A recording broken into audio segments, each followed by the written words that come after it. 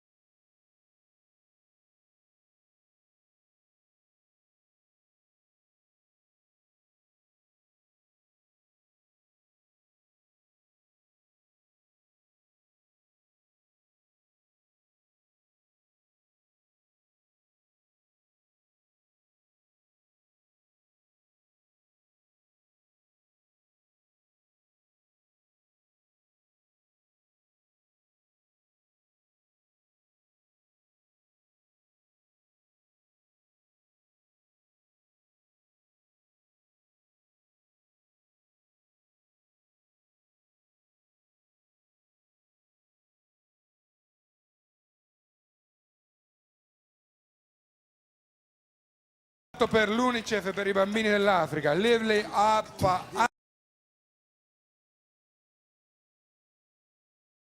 Africa. Yeah. We get. Niggas in the house. Put your hands together. Oh, yes, there is one thing. There is a track, c'è una canzone, House, dove tu parli e presenti. Perché non parli e presenti e poi lanci il brano? Ok? Allora in questo c'è una versione qui, perché sono 6 versioni del brano e c'è una versione in cui c'è UEA che presenta, e quindi adesso UEA farà la house version introdotta di questo brano, Lively Up Africa, Frisbee and the African Football Star. Yeah. Check it out, y'all. Big up. Yeah, big up. Yeah. Check it out. Wow, 1 2 1 2, ladies and gentlemen in the house. We are here once more. We are here to dedicate this Love to Africa to all the babies around Africa. Yes. Yeah, ladies and gentlemen, we got Umandans in the house. Well, not forgetting our big brother, Mr. Roland Johnson, in the house. Looking on my right hand side, my left, see Mr. Kalon is in the house. Yeah, brother. Big up. Yeah. And not forgetting our sweet lady, the lady with the golden voice, Miss Ellen, is in the house. Check it out, y'all. Looking on my left side, this is our big brother for Cameroon, Mr. Omar Big is in the house. Yeah, check it out. Yeah. And not forgetting my main man in the house, Mr. Ibrahim Bab. Come on, they call Ibu. Check it out, y'all. Big up. Yeah. Beyond the whole music stuff, the lyrics mix up. The man, the master man of this project, Mr. Frisman Osmo. Yeah, peace, man. Rastafari. What up? Yeah, man. Big up. Well, ladies and gentlemen in the house, Check it out. I would like to say, I'm DJ on. Yeah. Come on the car, Josh Weah. Well, we are here today to dedicate this Live in Africa to all the babies around Africa. Yeah. Long live Africa. Yeah. Peace to Africa. Yeah. Long live the children of Africa. Yeah. What up? Check it out.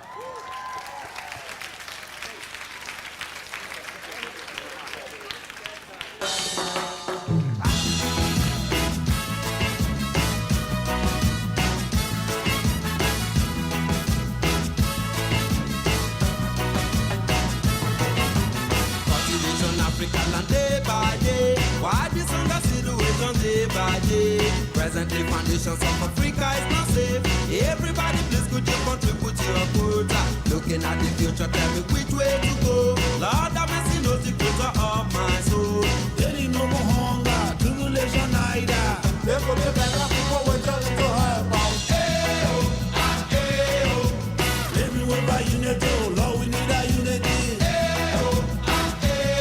I know we live our life in jeopardy when all we need is unity.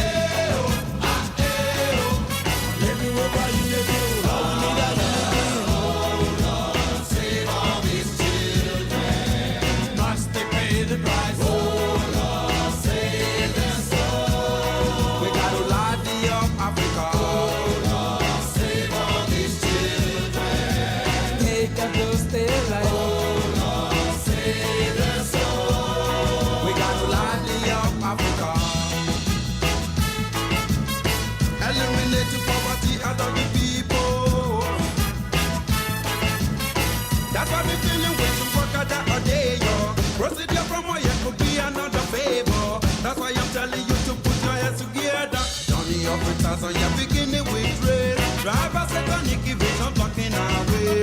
Beautiful place all over the places I say. Live the South Africa without no more confusion. See a little prayer night and day all along. Believe in what Almighty God can do for you. Lock me up Africa with your little prayer. No more no fighting killings cause we love Africa. Let me work by unity, oh Lord, we need our unity. And now we live a life in your party when now we need this unity. Let me work by unity, oh Lord, we need our unity. Save all these children.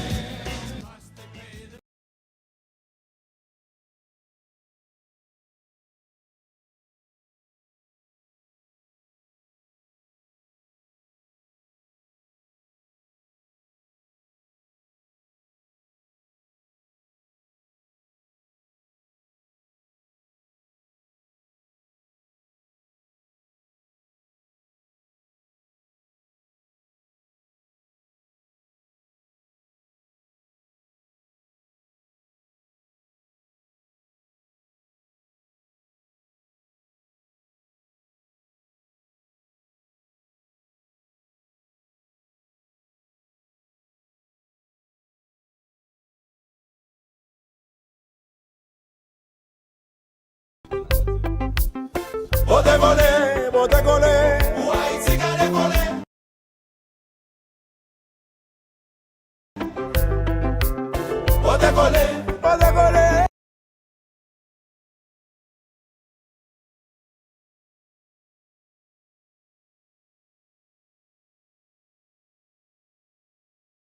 Haïti ka décollé. Bote kole. Carnaval bébé, sweet maca. Pays lock la papa pour moi. Pays lock la papa pour moi.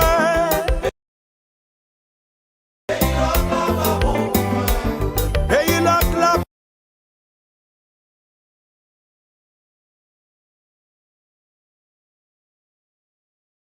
papa pour moi. Pays lock la papa pour moi. Yo pa ka al l'école. Diaspora besoin vini la caille. Yo pa ka vini la caille. Les ti machin yo, mais yo besoin travail.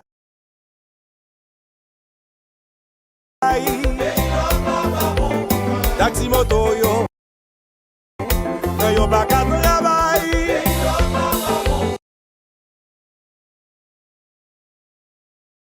Chauffeur camionnette yo, mais yo besoin de travail. Opposition, ou méchant droit proposition.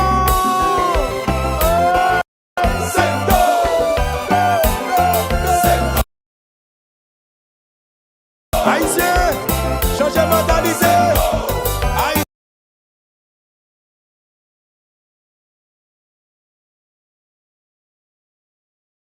va changer.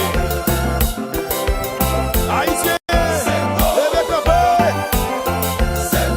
Haïti va changer.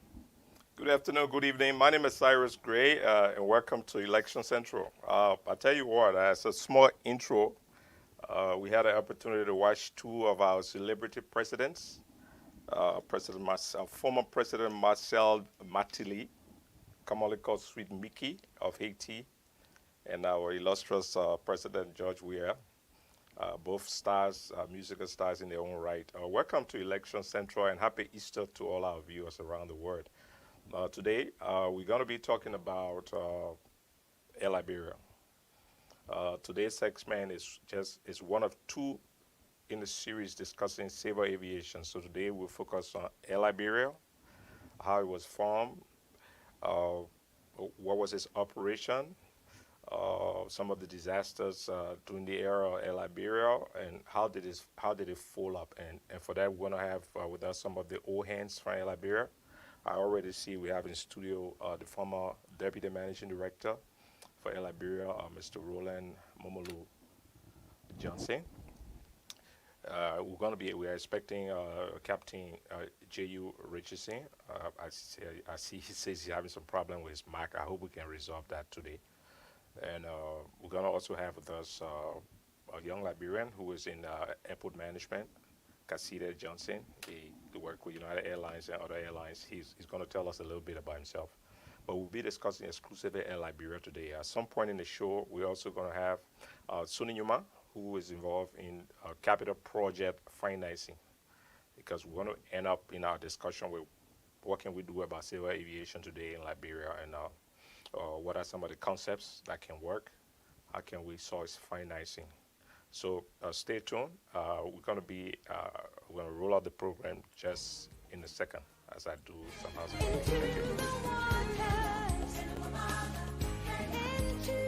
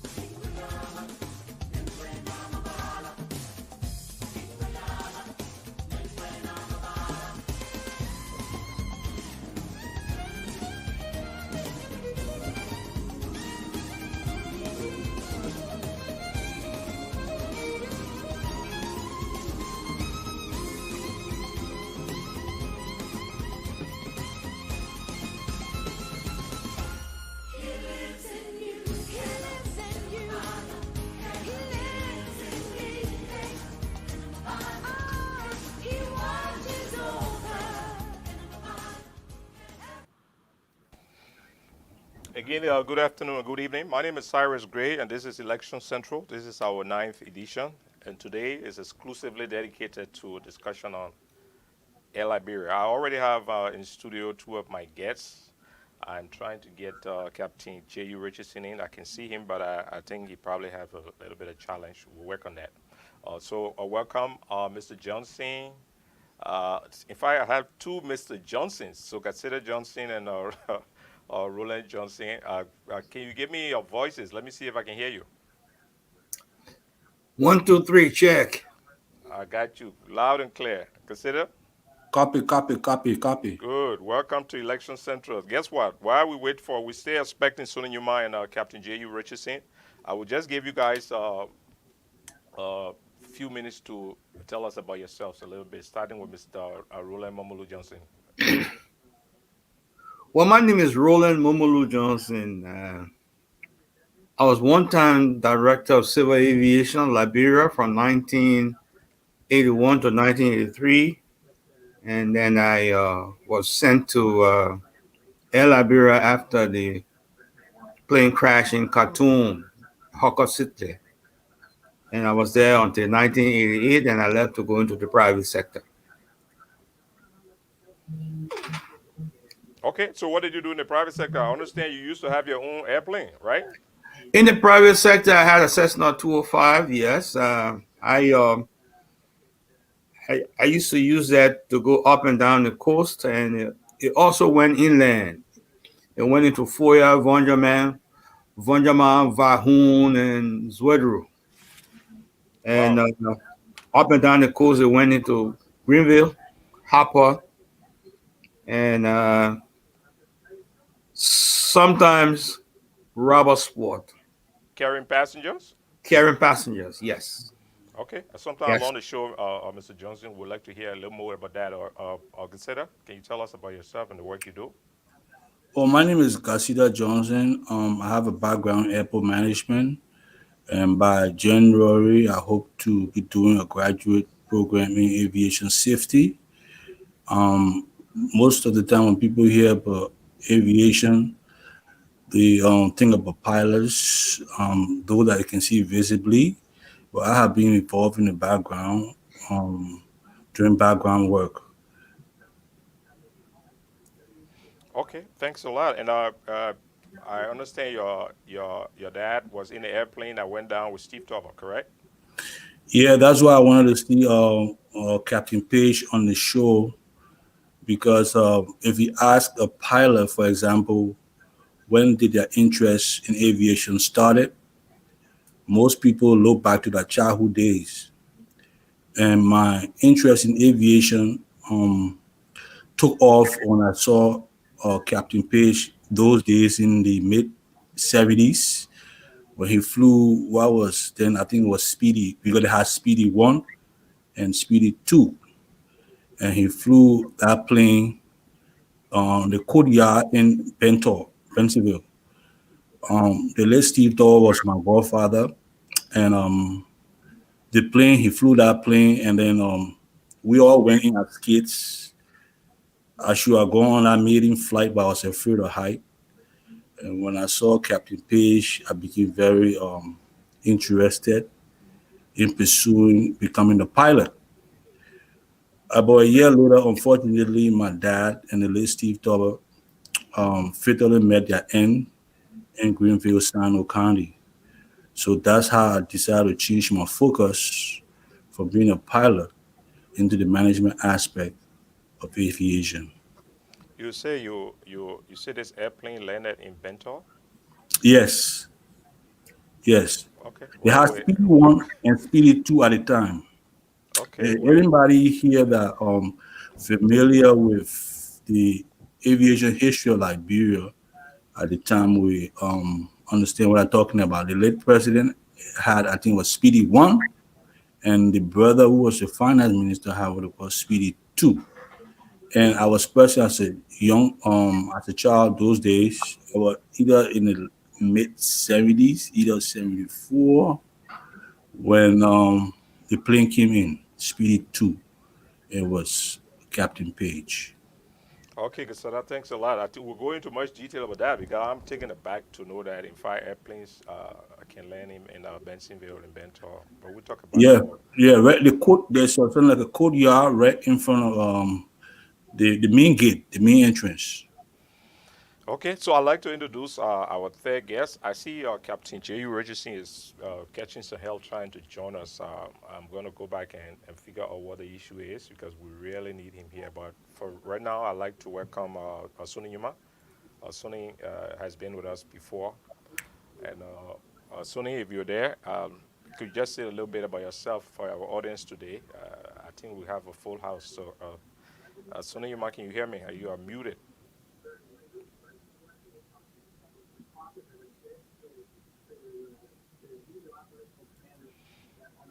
Okay, I see Sonny. It looked like he's still getting himself ready. But while we're here, we have the two of you. Uh, I'll tell you what, you guys got the talking points, right? So I know we are prepared to talk about Air Liberia. Today, we're not emphasizing too much on our RIA, since we're keeping the second segment for it. But to the extent that the discussions about Air Liberia will deal with the airport in RIA, you're free to talk about it. So, Momolu, uh, tell us about Air Liberia. How was it formed? I'm going to leave you and Garseda deal with that while I go back to find out how we can get a hold of Captain Richardson.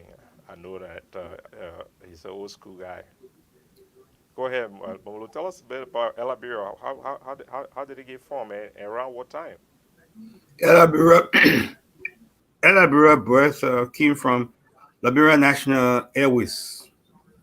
Liberia National Airways was formed in Liberia in 1948, and when President Talbot took over, Air Liberia and DATCO Airline formed together and became one, and then it became Air Liberia in 1974. Some of the pilots and managers at Air Liberia at the time were Captain Jehu Richardson and a few others that I remember, like Momolu Salif. I was then the director of civil aviation back in 1981 when I went home, and I was there until 1983. And there was an accident in Khartoum, aircraft accident with Air Liberia. It was a Hawker Siddeley 748 that went down, and we had 9 souls on board, and only one survived, who was Joseph Dovile, and the rest of the guy perished. The managing director at the time was on board the aircraft. His name was Charles Johnson, and Charles Johnson was one of the deceased of the plane that went down. When it went down, they had to restructure Air Liberia, and this is where I came in. I became deputy.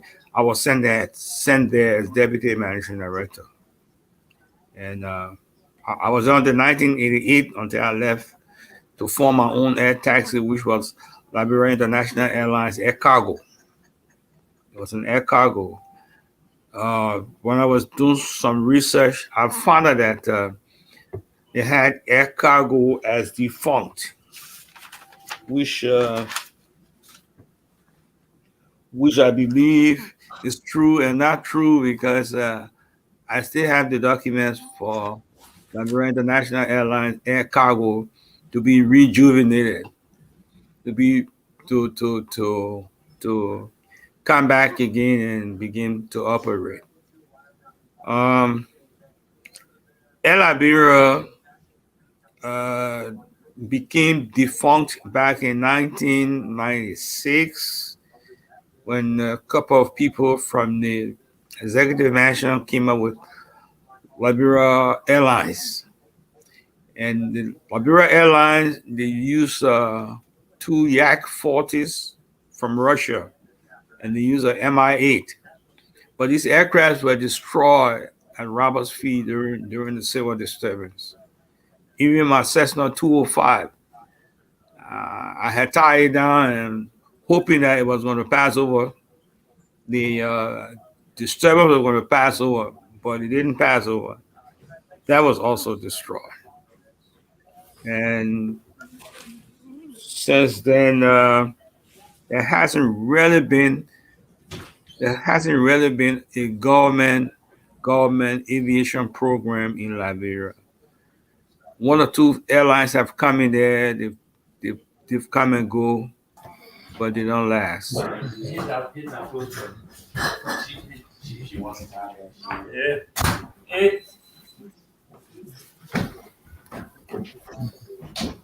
Welcome, Mr. Nyemah. Thank you, Roland. Thank you. Yeah, Momolu, thanks a lot. I was in the back room trying to help Jehu come in, but welcome, Sunny. Yeah, You've thank been you. here before, but hey, can you just say a little bit about yourself? as we roll out this program. Thank you again. Happy Easter. Thank you, Cyrus. Nice to meet you guys, Roland and Garseda. I hope I'm pronouncing the names correctly. Again, yes, I'm Sonny Gervin Nyemah. I'm based out of Maryland. But I'm currently in Minnesota at my brother's place. So sorry for the noise from the background.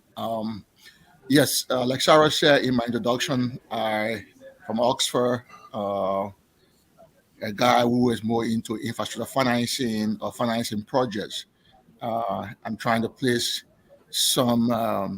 provide some insights and input on how we can maybe rejuvenate the sector going forward based on some of the things that we have experienced since 1980 and up to 2008, knowing the efforts we put in to make sure we revitalize the airline and have a modern airport. So I'm glad to be a part of the discussion and see how I can contribute. Thank you.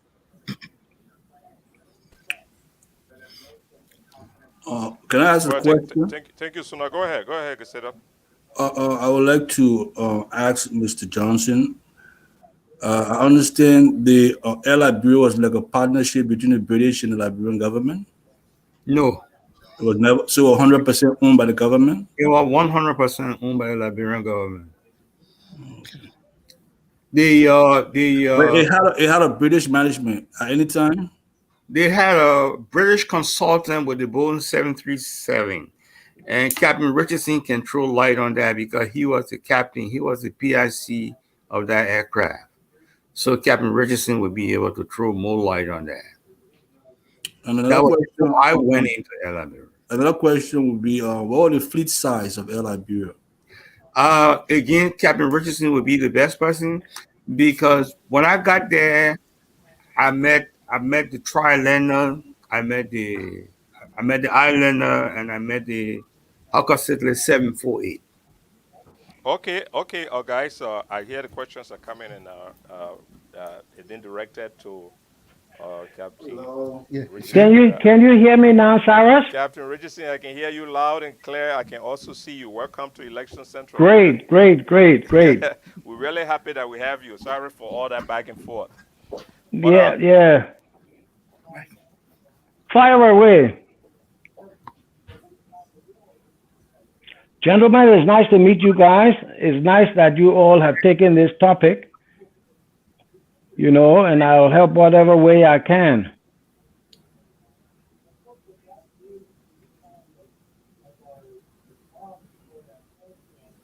Mr. Johnson, most of the questions that you were asking about Air Liberia at the time, Captain Richardson would be able to answer those questions.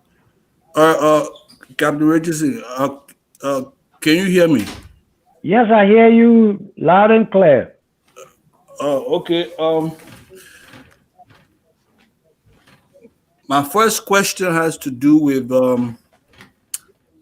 Air Liberia management. Okay. At any time, did they have a partnership with the government of Liberia? He said no, it was 100% owned by with the British. With the British, and he said 100% owned by the government of Liberia. And then I asked about if they had any management contract with the British, and he said there was a consultant at Air Liberia. And then my second question had to do with the fleet size, or the fleet size of Air Liberia, especially during the peak. Okay, the first question was Air Liberia was founded by the merger of LNA, Liberian National Airlines, and DATCO Airlines. That's around 1973. Initially, we had a management contract with Hughes Air West. They brought in two F-27s, which actually we found after a very short period of time that they were not suitable for what we wanted, because one, they could not go up and down the coast, they couldn't land on gravel. And two, we were competing against Ghana Airways and Nigerian Airways with F-28s, which were doing the regional. So of course we were much slower. So after Hughes Air West, I think it must have been a 2-year contract. We had a management team of British Caledonian work with Air Liberia. It was at that time that we bought the Hogger Sidley 748, which was about a 44-seater turboprop, Rolls-Royce powered, which could go into Greenville, it could go into Zwedru, even Yekepa. And eventually we built, towards the end there, we built a bigger runway in Harper, because the Harper strip was somewhat short, but the 748 actually could go into that short strip, which was right near Lake Shepherd. So basically that's where we were. Now, at the end, by the time I left Air Liberia after when the coup occurred, we had a Boeing 737, which was special built. We could do it in cargo. We could take it into Greenville. We could take it into Zwedru. We could take it into Yekepa. Took it into all of those places.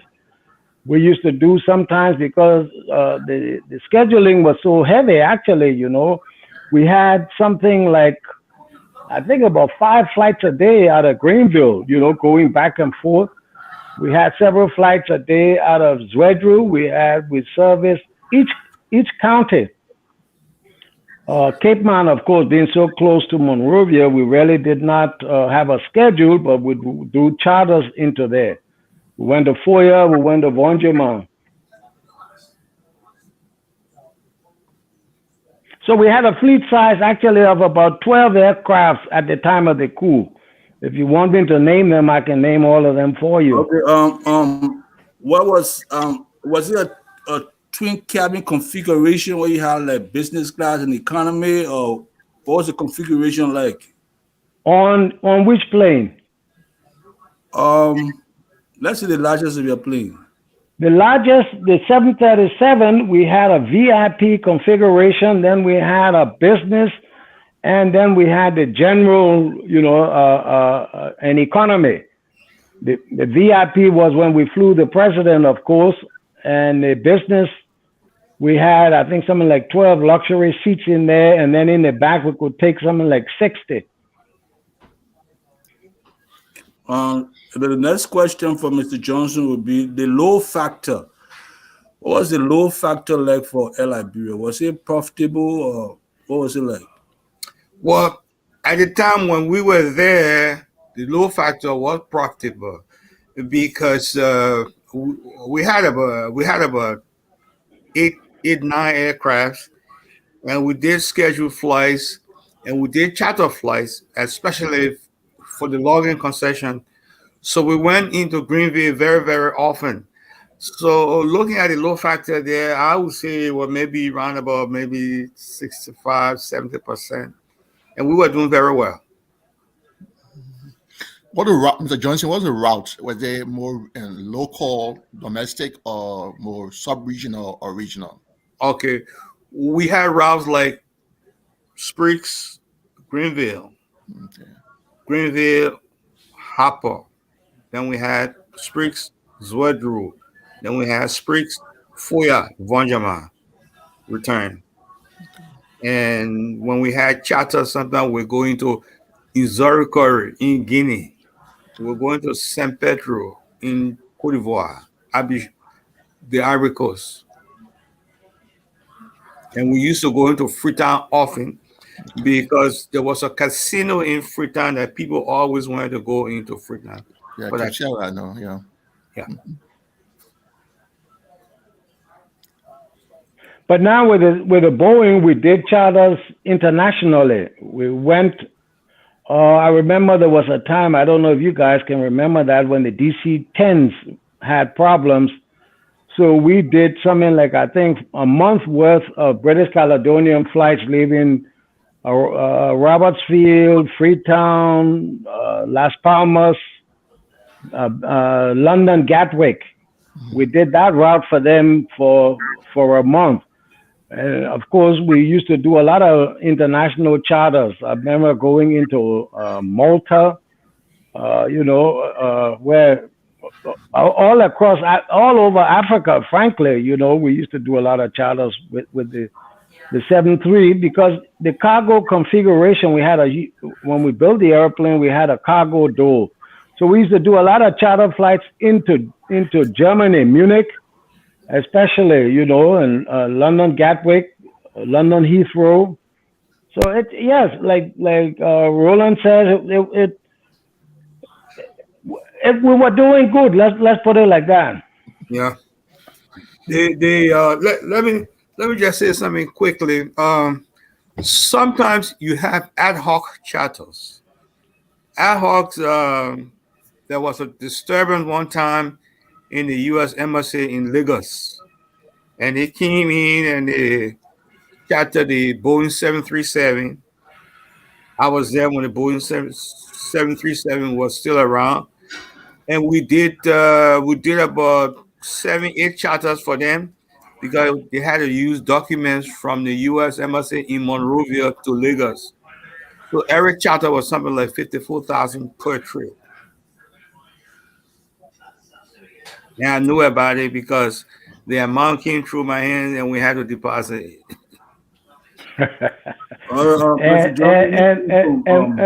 And one thing, right prior, Air Liberia, we had developed the reason why the Boeing 737 was in the Air Liberia colors was because even though the late President Talbot used it during the period he was chairman of the OAU, he still made it available for us to use commercially. But the actual goal was that once he stepped down as chairman, we were doing regional service from Lagos to Dakar. That was the reason really why we had it in those different configurations. And let me just add something. Momolu, can you hear me? Yes, I can hear you. Okay, sorry about that. I had a little glitch. I think you guys are throwing Captain Richardson on the wall. Without the benefit of our audience getting to know a little bit about him. So I know we'll get to the issues. So Cap, welcome again. But could you just tell us a little bit about yourself and about the part where you flew the president around? Yes. I was fortunate that I loved aviation from small. We lived right next to Spriggs Field. I remember when the DC-3s used to fly. My late father was very friendly with one of the white captains, Captain Seifert. And every time they came down towards the house there to turn around to take off, I think I must have been about 7 or 8. He would walk over there, talk to my father. I would walk in the airplane, and that's how I really fell in love with aviation. And so anyway, I was fortunate. I was a captain at 737. I did my airline transport pilot's license in the States. But before flying, actually, I wanted to know how the airplanes flew, how to maintain them. So I also did my aircraft maintenance, because that was my real thing, learning what made the airplanes fly. You know, from the mechanical standpoint, and then of course being a pilot, it just helped. I think it added to it. What I did was, in fact, actually after the coup, when I came to the States, I also added a commercial helicopter pilot's license to my ratings, because it has always been my intention to go back home, you know, and set up my own little business, because I saw just how profitable during those days it was, you know, flying into those small fields. You know, look, if Greenville, for instance, at the time of the coup, we had something like I said, we had, if I give you a 1-day schedule, which was 6 days a week, we would leave the big plane would leave Spriggs in the morning, and at the same time that is going down the coast, we had an airplane that slept in Harper coming up the coast. Then midday we would go to Zwedru and then go back down to Greenville and then come back to Monrovia, and then in the afternoon we would go Greenville and then back to Harper. So it was busy, and the reason for that schedule was we had a lot of business people who loved coming in, flying down, doing what they had to do, go see their concessions or whatever it was, and come back in the evening. You know, so the airplane, you know, airplanes generate business. They feed off of each other, actually. The more schedules you have, the more you can encourage people to go to the leeward counties, do what they have to do, and then come on back in the evening if they don't want to sleep down there. So those are some of the things that really we were doing. And like I said, I was fortunate that I was able to fly the president all over, Captain Weaver and myself. I remember we brought him to the U.S., and I'll tell you a little story about that you might find interesting. When we first took the Boeing home, the president had a trip to the UN, and they were debating whether or not, since we had just finished training and we had just gone to Liberia, whether he should not come back on Pan Am, which is what they used to do, or we should he should come with us. And so he called me to the mansion and said, "Well, Captain Richardson, here's what I can put before you. I have some of my ministers saying that I should, since you all have just come back, I think it must have been something like a month or two." He said, "They want me to go to the U.S. on Pan Am, but you all are here now, so what do you say? Can you all safely carry me and bring me back?" And I said, "Mr. President, it would be a disservice for us to have spent all this money buying this airplane, go through all this training, and then the airplane sits here while you take Pan Am to go to the U.S." So he called Minister Townsend, who was then his Minister of State for Presidential Affairs, and said, "Reggie, Captain Richardson and his crew would carry me to the U.S." So that's how we did it. We left from Rob to Recife in Brazil, up to the Bahamas, into JFK. And from there, when he wanted to go down to Washington, we took him down to Andrews Air Force Base. From there, we flew him to Cincinnati before we went back home. How old were you then, Captain? Probably 30, 31. Wow. Let me just interject something here, please. When Captain Richardson came into Andrews Air Force Base, I was at Dulles Airport doing an intern program. And I asked my supervisor to go to Andrews Air Force Base to meet the aircraft. And so he told me to go. And when I got there, I was standing right under the mic. And I always told Captain Richardson this story. When Captain Richardson called for 200 miles out, he called from 200 miles out. He said, "Andrews Air Force, this is NL1. NL1 is the Liberian code." He said, "There's a VIP movement. We're inbound with like airport advisories." And then the guy in the control tower said, "We've been waiting for this call, and you have company coming up to meet you." Of course, they did dispatch some F-14s out there to just meet them, you know. And that was very impressive because this was somebody who I knew from sport. I've been knowing Captain Richardson ever since when he was flying with DATCO Airline. When he came from the States and was flying with DATCO Airline, I sent him the picture the other day.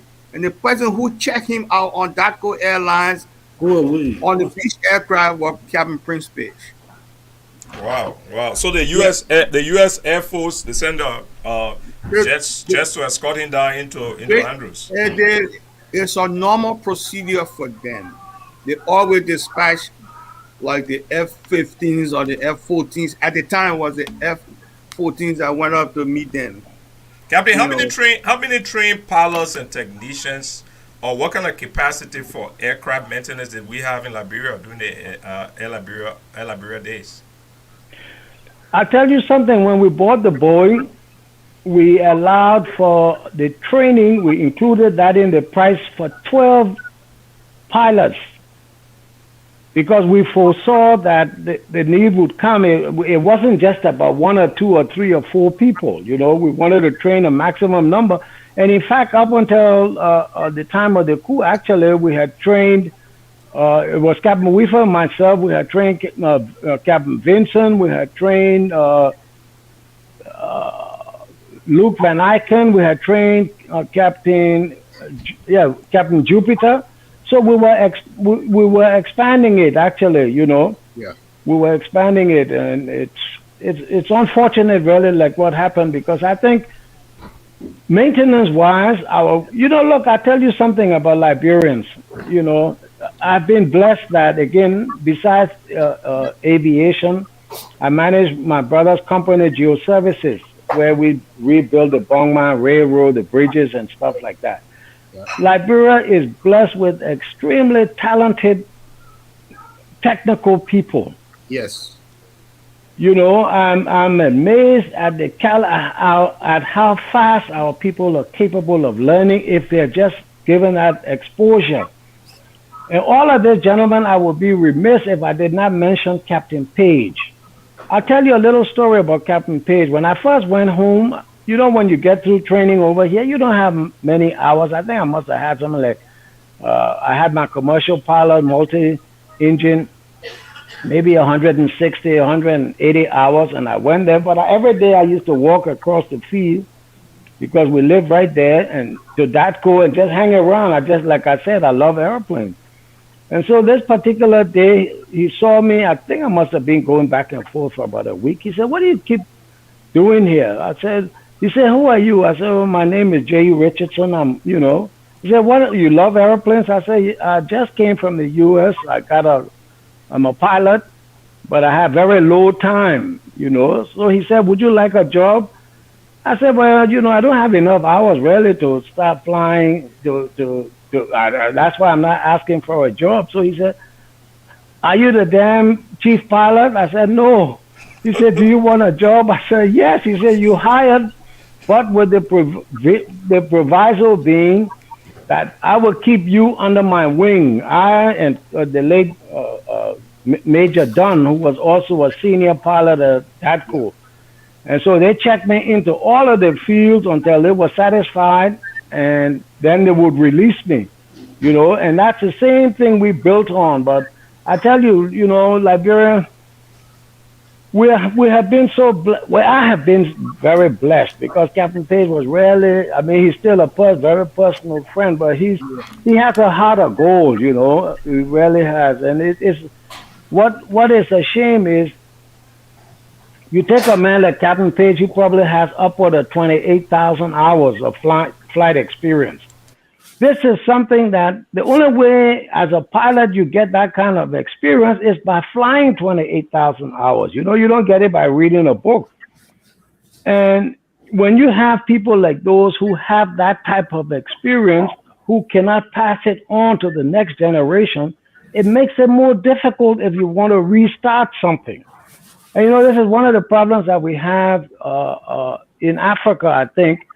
You look over here, most of you guys know this. You pass on what you learn either to your children or to people who love the profession you are in. You know, so you give each generation helps the other generation get a leg up.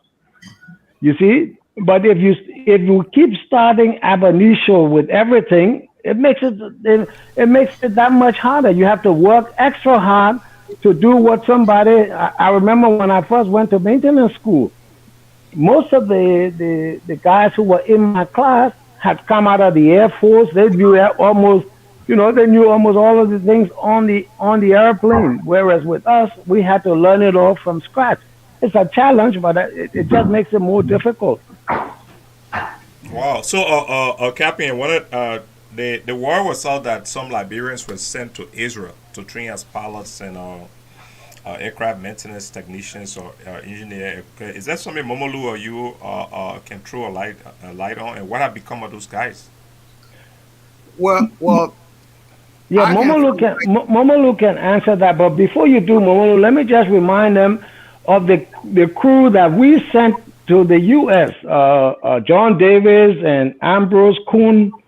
And, you know, these are boys, I think they excelled, you know, and I think they're all over here again, you know. I talked to John David most times. Yeah, the late Captain Michel. Oh, yeah. Yeah. What I wanted to say here was when we took over the management of El Liberia after the plane crash in Khartoum, the Israeli came in and said to us that we can train some people. And so what they did there was they brought in a team, and this team was on the base for maybe something like a month. They came back and forth. So we got 8 student pilots and 8 technicians, avionics, for different things. But it was 16 of them that went on the Israeli government. That's how come the Arava, the Israeli Arava, the Israeli aircraft industry sent us 3 Aravas, and they trained the 16 guys to work on those Aravas.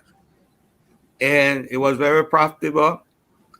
It was very interesting, and we made money. We used to do good going up and down the coast. The only thing about the Arava compared to the Casa aircrafts, the Arava didn't have any bathroom. So most times we used to discourage people from drinking beer before they got on the flight. Because when they get on the flight, after taking 1 or 2 beers on the ground, some people just panic that they're going to fly. And so when they drink the beer, between Monrovia and Greenville, they got to mess the seat up, and we got to keep cleaning the seats. And so we got a little bit discouraged about the Arava. What became of those guys? What became of the guys who went to Israel today? Most of those guys are all scattered. One of them, Alan Cole, he died. Alan Cole was a regular pilot with Paddy Williams. Captain Paddy Williams had him under his wing. And Daddy, 1 second, let me just tell him about how Paddy became a pilot. Yeah, right. Okay. Go ahead. Yeah. At Air Liberia, we had started a program of doing, we as an airline, we knew the kind of training that we needed to do from the beginning. So Paddy was our first experiment, to be frank. We recruited him from LU. We did a lot of in-house training because Air Liberia at the time, we had a little Cessna 1772, which was a training aircraft. We also had at the time an instrument procedure trainer, a small simulator that would help. And I myself, I spent a lot of time with Paddy when we were training him, because if I wasn't scheduled for a commercial flight, I would take him up and we would spend time. And so I was just like what I was saying earlier. If you have people who have experience, they know how to help train people who you want to train. So Paddy became an excellent prospect. I saw in him the same desires that I had, and along with Captain Jupiter, and even Captain Weaver, myself, we spent a lot of time with Paddy. And Paddy, at the time he retired, was, I think, a Boeing 767 captain over here for Continental Airways. Yes. But all of that started in Liberia. Go back again to this thing where Liberians are extremely technically talented. Wow, Captain, I like that. The Air Liberia was based out of Springfield, correct? Yes. So the other airstrips around the country, and I would like to know from both of you, how many of the airstrips were functional in which county? But who managed them? Who managed those airstrips? I flew in 2001 out of the airstrip out of Harper, the one you talk about near the Lake Shepherd. Is still fairly functional. There's a missionary airline called, I think, MAF. Something that flies out of there. But who managed those airports around the country? Was it private or was it owned by Air Liberia? No, when I was there, the airports were managed by the Liberian Domestic Airport Agency. Yeah. LDAA. They did that. But we also had a technical team where sometimes, because we were always expanding our routes. In fact, up until the time I left, we had flights into Wiswa, which, if you know, Wiswa is a tight, narrow strip. Captain Weaver and I used to fly the twin engine airplanes into that, but we had to cut a lot of trees down because it was, it was tight fitting. But what we wanted to do was to provide service everywhere. We had airports in almost all of the counties. The last time I was home, in fact, I hear they had built on the foyer runway, the Vonjaman, where the main runway at Vonjaman was out of town, but the old one, there was one right in the city that, people had encroached all on. But all of these airports were available, so you could literally fly to any, even Cape Man, as close as Cape Man was to Monrovia or is. They had a strip. Yeah. Bombing. I used to go into Bombing Hills all the time to pick up the general manager and carry him to wherever it was he wanted to go. Well, it is a blessing to still have you guys around, and unfortunately, it's hard that we're not leveraging the experiences that you guys bring to the table. By this time, we should be in Liberia, where we have a school, an aviation school, that will provide technical training and training for pilots and so forth, while we're building the airline industry. Just unfortunate, and I hope we can find a way around that, and we can do that. The story then goes to, how did we come to the point where we have no airline now? And what can be done to allow us to begin to revisit the idea of having a national airline. Okay, good. Nyemah, that's the sequel. I wanted our esteemed guest to tell us what happened to Air Liberia, what made it a shutdown. And then in the second half of the program, we will discuss the issue of prospects for civil aviation in Liberia and what are the opportunities. And there I would really like your part in talking about the issue of capital for big projects. So, Captain Richardson and Mr. Johnson, what was the cause of Air Liberia shutting down? Is it just a coup? Well, let me just say, and I'll let Mr. Johnson answer that, because I wasn't there when the airline shut down. But I just want to make this point. Up until the time of the coup, the assets that Air Liberia had in today's dollars would be close to 200 million. Wow, 200 million. In today's dollars would be close to 200 million. Yes. And that was 100% Liberian owned. Yes. Yes. Wow. Yeah.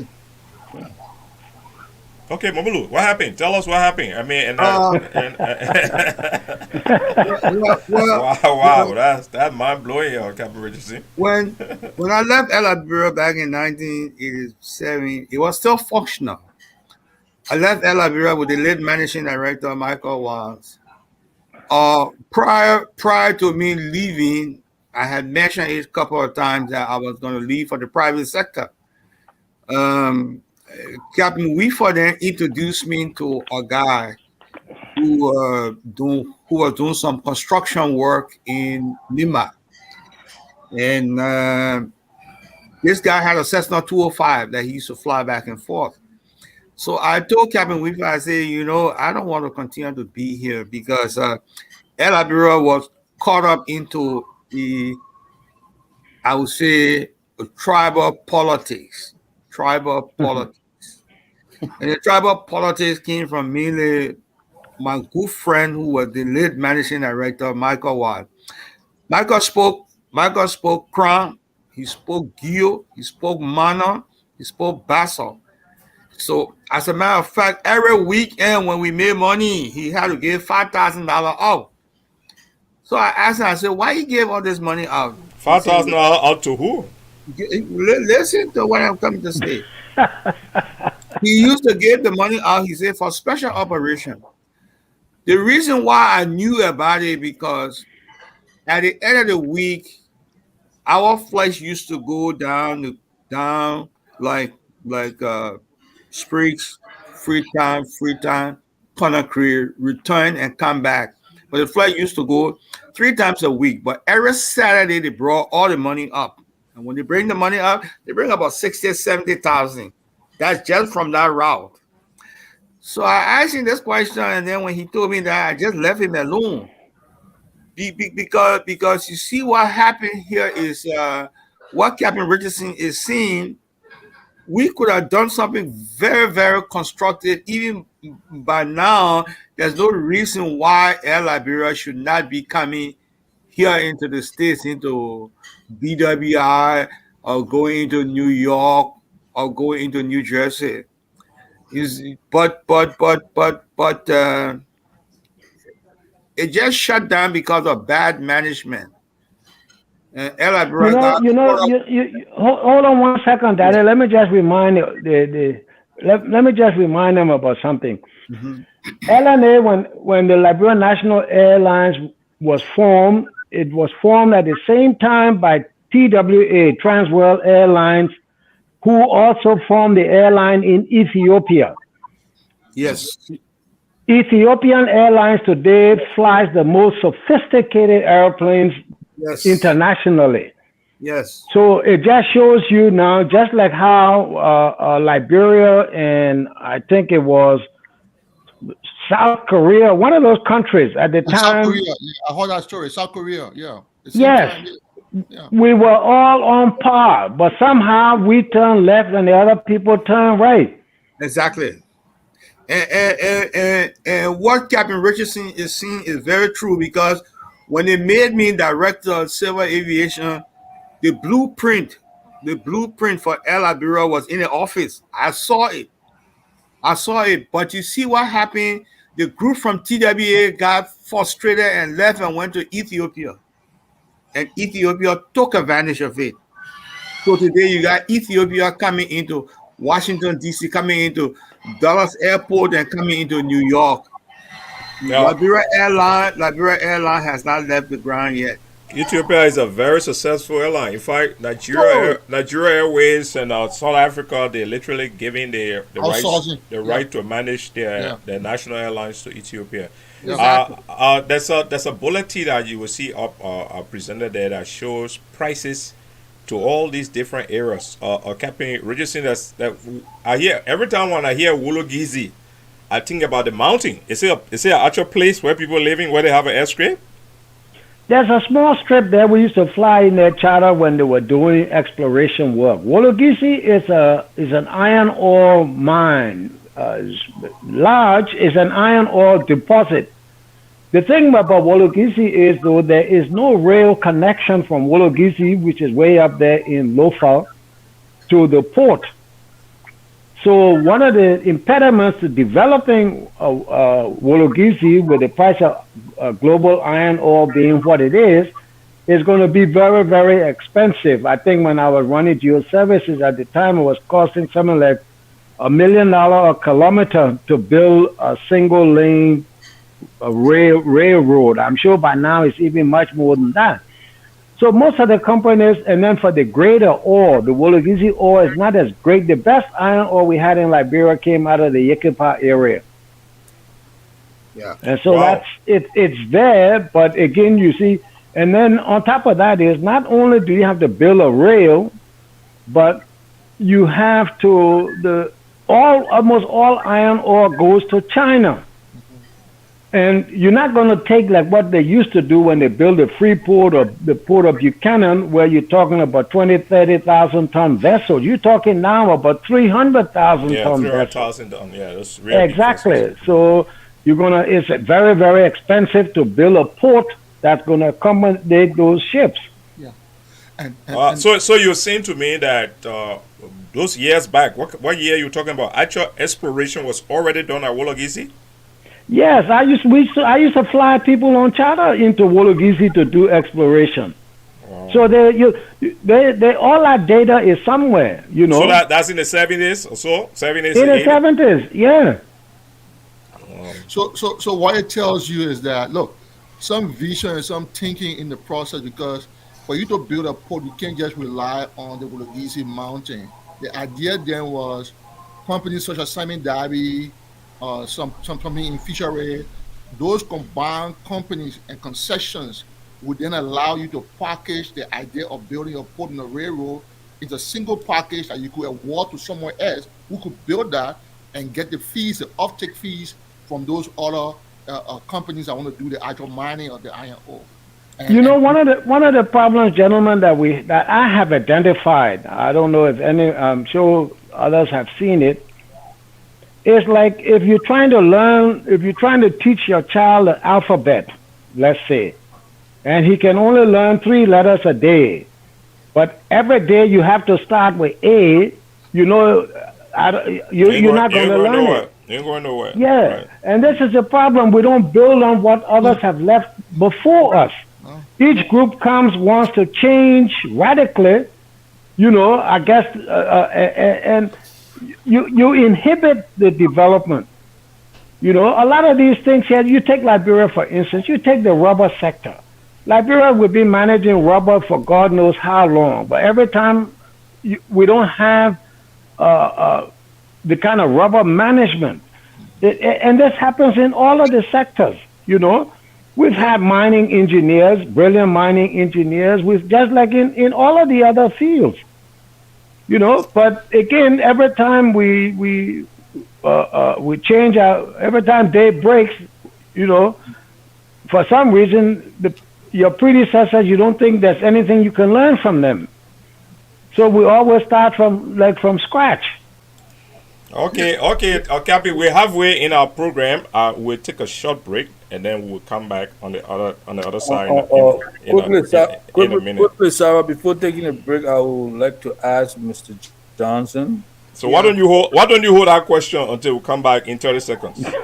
Oh, okay, all right. Okay, guys. This is Election Central. We've been talking about Liberia. We're going to continue that discussion shortly. We have with us Mr. Roland Momolu Johnson, who was the head of the DCA. DCA is the Department of Civil Aviation at the Ministry of Transport. It has become now the Civil Aviation Authority. And we also have Captain Jehu Richardson. They all hands with Air Liberia. So as we have said earlier, we're having a 2-part discussion about civil aviation. Today we'll focus on Liberia. When we come back, we'll take a Garseda question, but we'll spend the next segment discussing the air disasters that we have experienced, whether with Air Liberia or other affiliated aircrafts that have caught Liberia, and then we'll come out to the future in spite of where we've come from. What's the future of civil aviation for Liberia, so that we can have these distinguished guests throw some stuff on the wall on how we can be either rejuvenate our civil aviation industry, because I can't see how a country in this 21st century can survive without even having a viable civil aviation industry. It will surprise you to know that even last week, a Brussels Airline flight headed to Monrovia, I understand, was returned in Sierra Leone. For what reason it didn't continue on to Monrovia, I don't know, but I think Momolu heard about that too, so we'll probably talk about that a little bit as we go into these details. So welcome again to Election Central. We'll bring back our guests and continue the second segment, starting with a question from Garseda to the Air Liberia team. Actually, I think my question would be a precursor to the next segment, because I heard you talking about disaster. So it's like about the incidents and accidents. I think, but my question is because Mr. Johnson comes from the background of the civil aviation, and when we're talking about aviation, firstly we're talking about safety. What was the safety program for Air Liberia, and what was the safety record like for Air Liberia during those days? The safety record for Air Liberia when I was there was very good. How many planes were crashing per week or per month? There was one incident that happened with the late Capt. Mitchell, and up to today we don't know what really happened. But there was because Capt. Mitchell and the co-pilot of that aircraft, Conan Perry, both of them are dead. The thing here is, I was about to leave to go home, but Capt. Mitchell was still out, and I called the tower, and the tower said Captain Mitchell is still out, but waiting for him to call us. Because we had HF radios in the aircraft. That So means there were no way of knowing what the aircraft is at that time. no, but now I come to tell you now, we had HFs, high frequency radio. The aircraft is on the ground and the pilot can call from the aircraft straight to the control tower.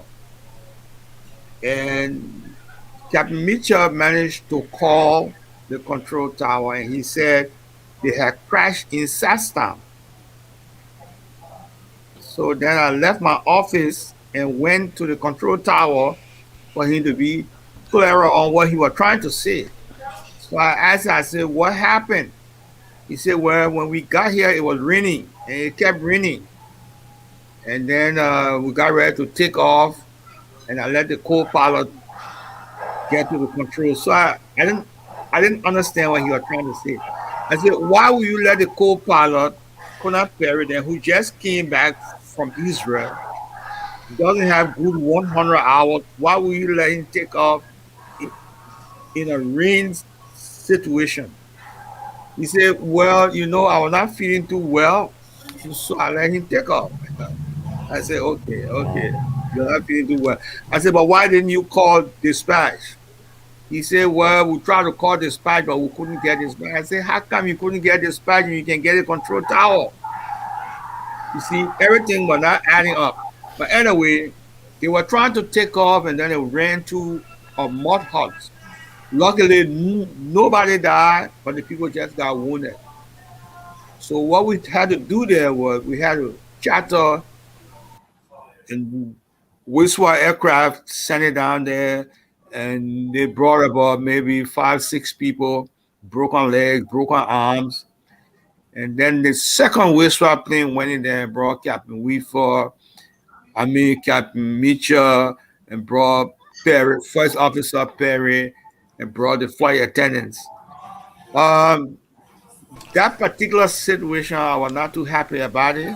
Momolu, can you give me a second? Give me a second. If you're not talking, you can just mute yourself. I think we got some disruption from somewhere.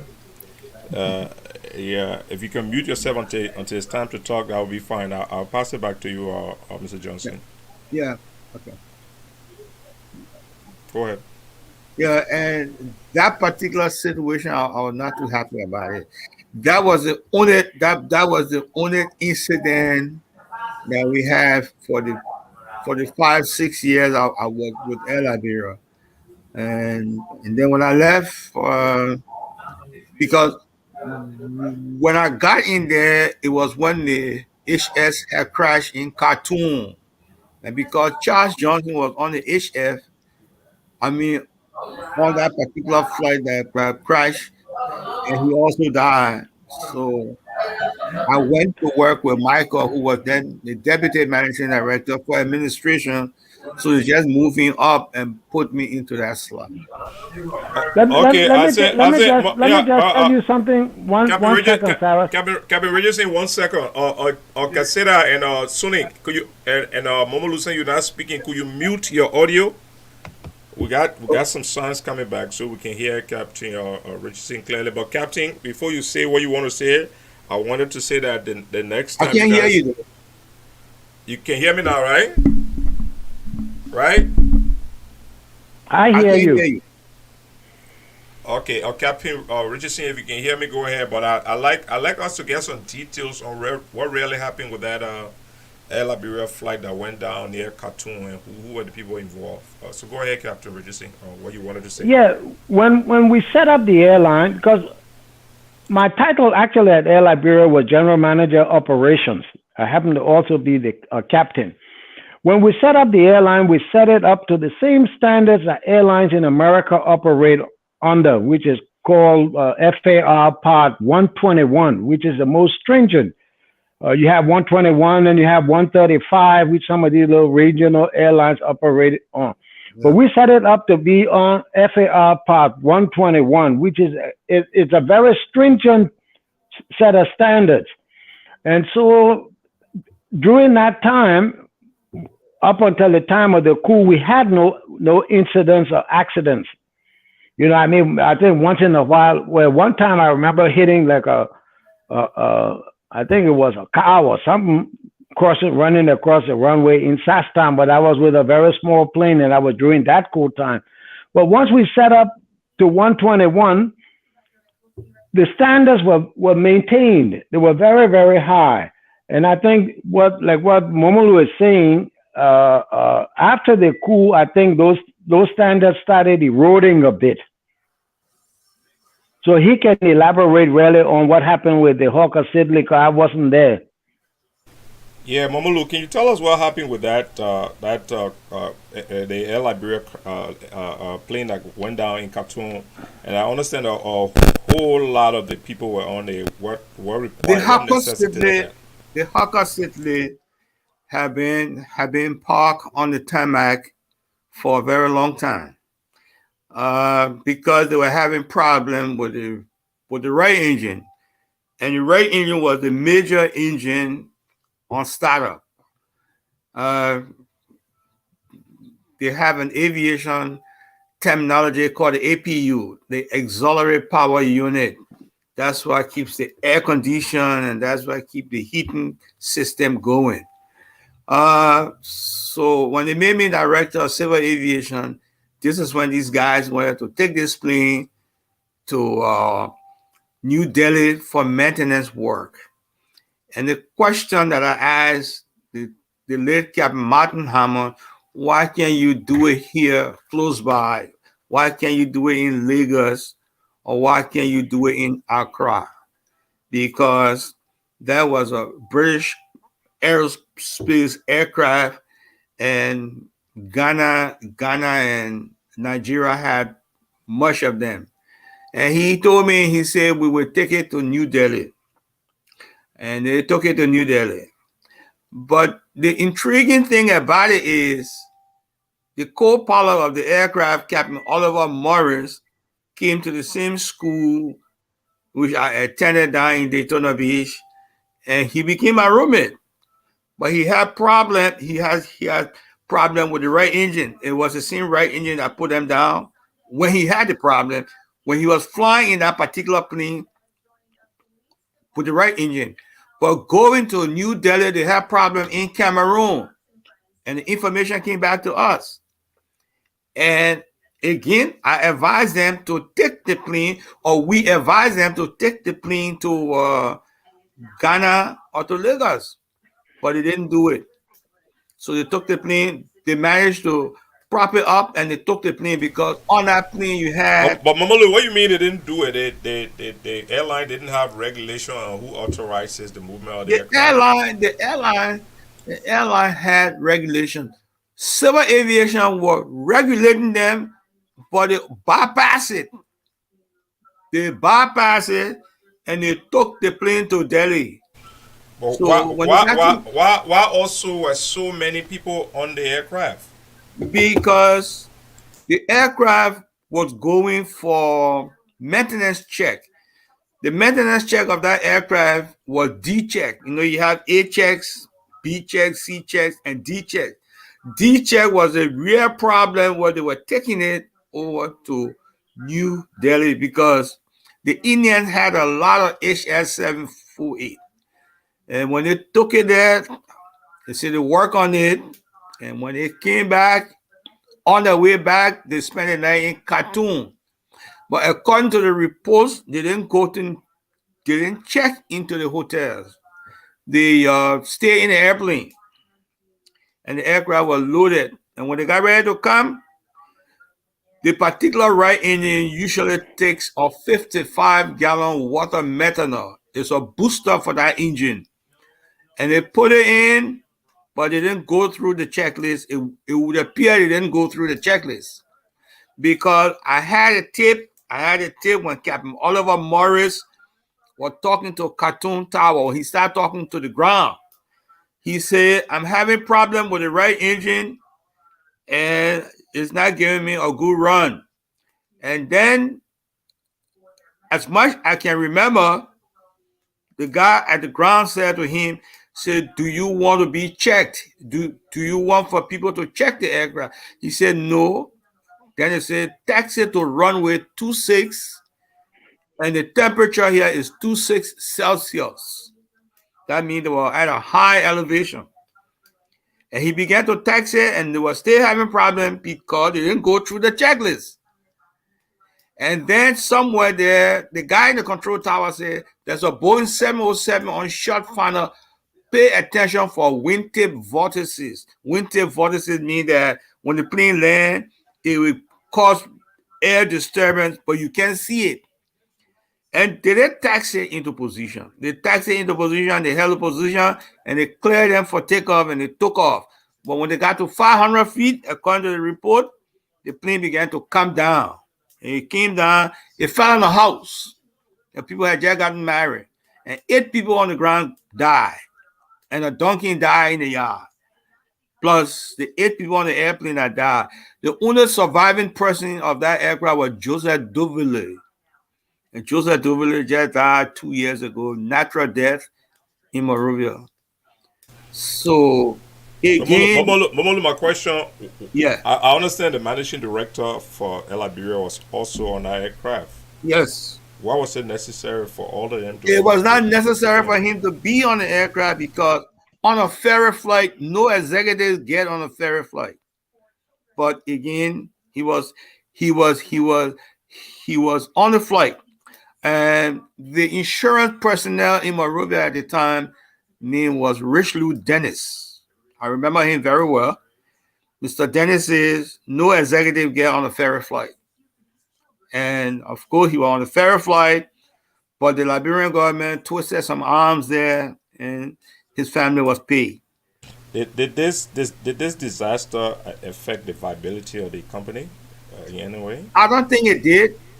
I don't think it did because after that plane went down, that's when we acquired 3 Cessna aircrafts from Transair Geneva. Mr. Gus Coverhoven was the man in between, and his advisor there was Mr. Emmanuel Shaw. So you were telling us why Air Liberia went down. I think you didn't conclude except to say that I said our wives were ditching out 5K every week. But I mean, that's sufficient. Yeah, well, I had left. So it was mismanagement of the airline, or it had to be mismanagement. When I left Air Liberia, it was operating. Well, did the president do inherit this company and for example, the presidential aircrafts? Yeah. When President Doe aircrafts were under the management of Air Liberia. President Doe had 2 aircrafts. He had the Falcon 20 and he had the Boeing 727. The Boeing 27 was sold and they got a Boeing 707. But the Boeing 737 was sold, they got the Boeing 727. They sold a new plane and they got an old plane, and then they sold another old plane to get another old plane. Captain Richardson, I heard you saying you hit a car, I think in Shasta or Sino. So were there runway incursions like to on the Springfield airport? Secondly, my next question has to do with environmental issue. Do you remember any time that birds or anything fly into the engine, or deer crossing the road, or anything like that? No, not as the only thing we used to have once in a while were like 1 or 2 stray dogs, but normally the fire truck would go and make sure that they were well clear before they caused any kind of damage. But places like Sastown and Grants, Grants says they had a lot of cattle, but they were usually on a beach and stuff like that. But sometimes I guess, animals get spooked when they hear noises like that and run the wrong way. I guess like some humans do too. But no, we didn't have many instances of that at all. Yeah. So Cyrus, Mr. Johnson, Roland Johnson said that the reason for the demise of Air Liberia was about trouble politics, mismanagement. So the story is clear cut that it was obvious that we had those issues. Yeah. And having those issues, indeed, you go in. But the case has been made that the local airline was profitable. It was well Yeah. operated. It has tenants.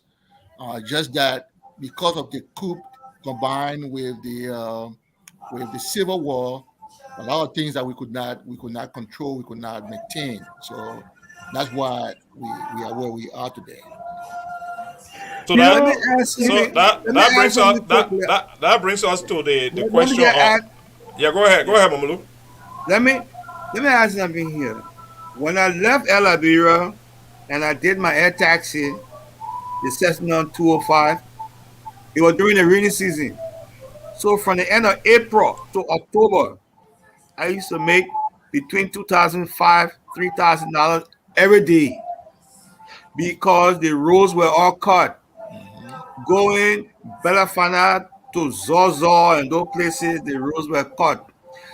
The Fulanis, when they come to buy, they put the things in the truck and they ask people to be with their truck, but they usually fly to and fro.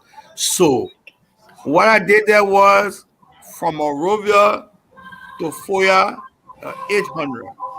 And when I meet people on the ground, they're coming back, that's another 800. If you want to go to Vonderman, that's another 800. They want to come back 800. Sometimes one day I just deal with the people going to Lofa back and forth. I don't go down the coast. I do not go down the coast. So I want to believe,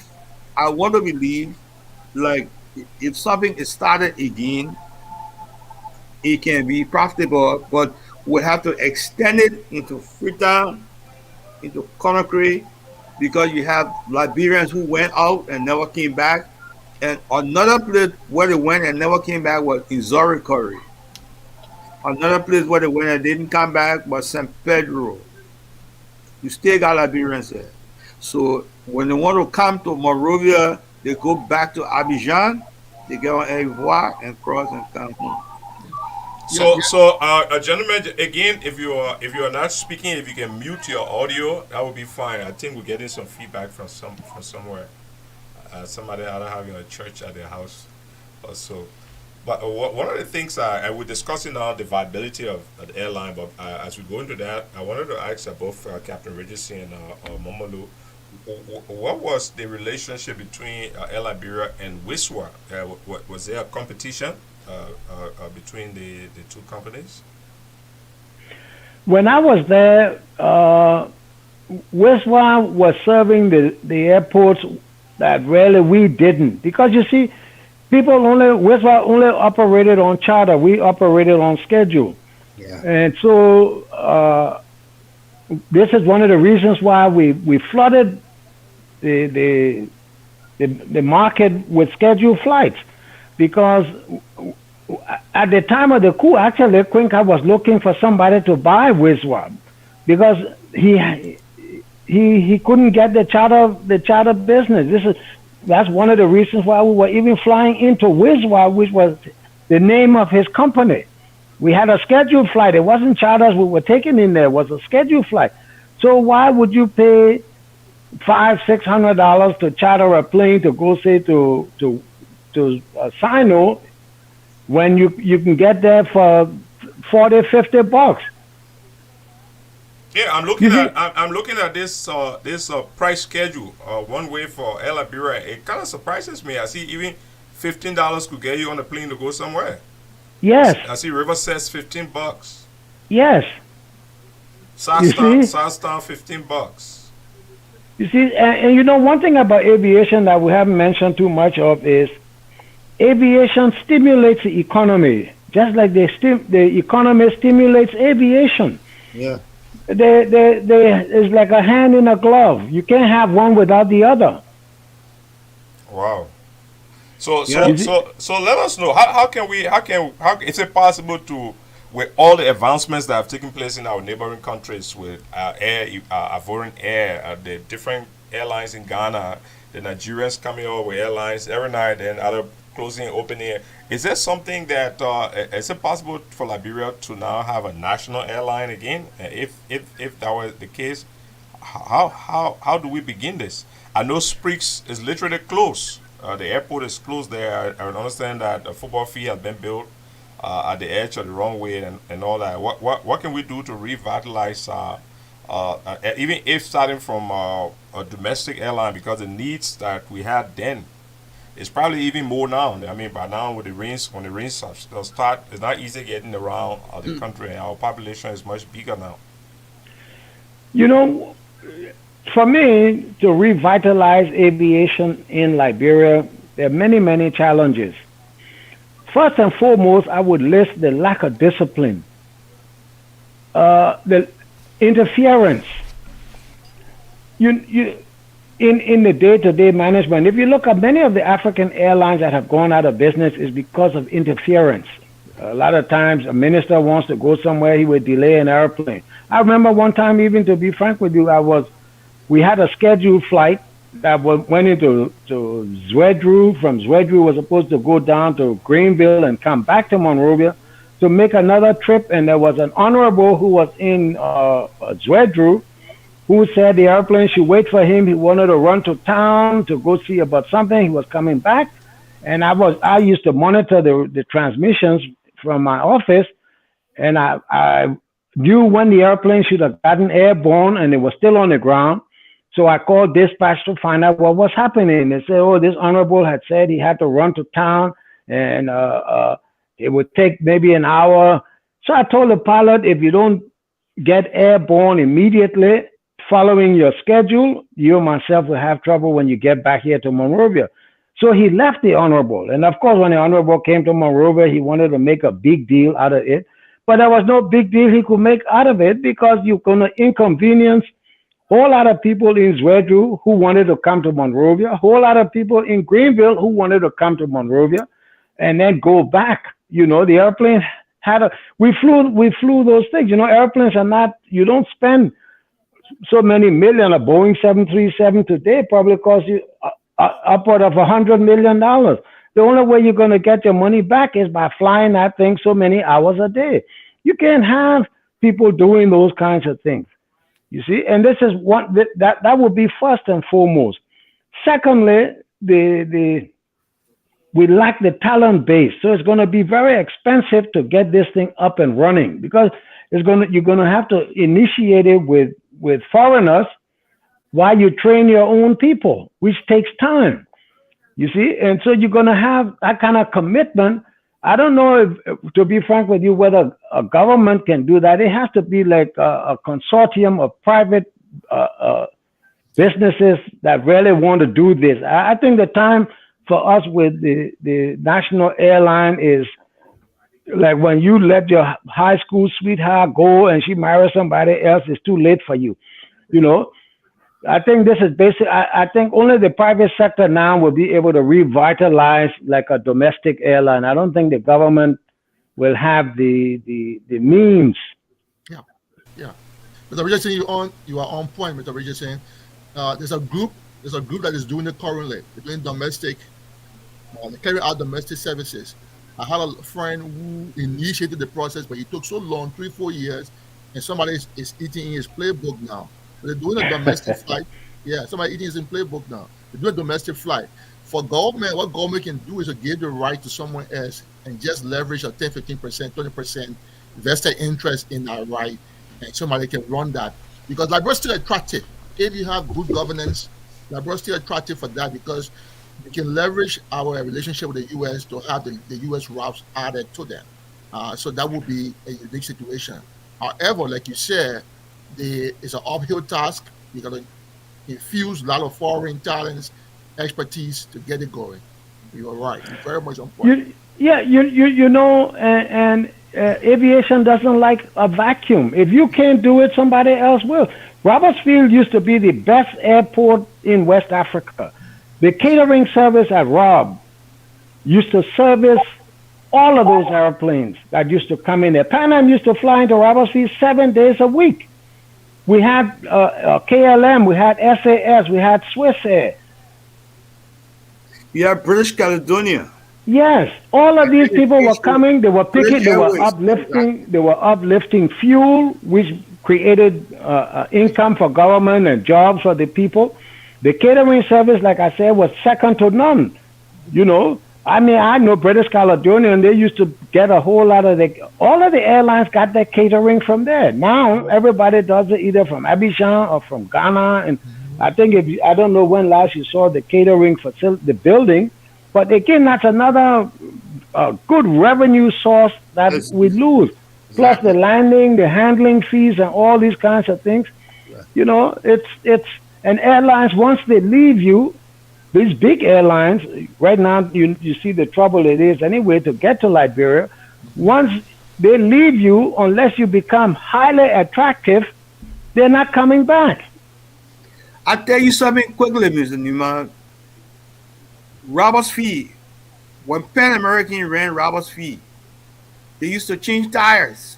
I used to see Air Voix come over to Monrovia to change tires. I used to see Ghana Airways came over to Monrovia to change tires. Now you don't have any of those facilities. So we had the aircraft maintenance facilities over everything.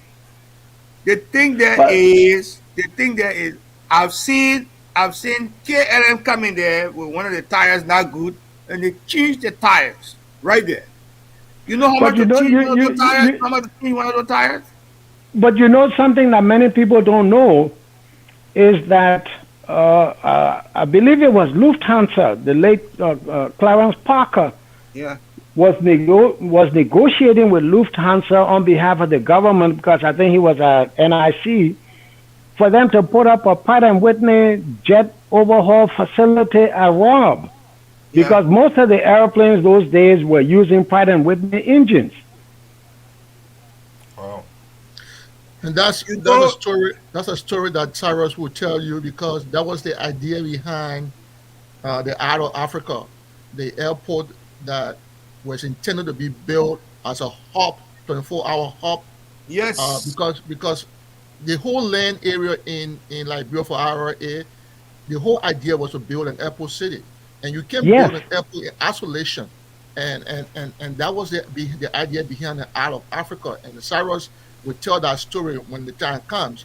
But the idea was we're negotiating with ETI to be the main carrier, Air Arabia to be the smaller that we could use in the sub-region, and then build it out of Africa and build the airport city. And we initiated that discussion, and we went nowhere. We were discouraged, we were undermined, and so forth. So it's a story that Cyrus knows very well, because he initiated that particular opportunity for Liberia, but it did not pan out. Yeah. Let me tell you something, Mr. Nyemah. When Varick Airline came in there, I talked to a friend of mine the other day here in the Washington, D.C. area.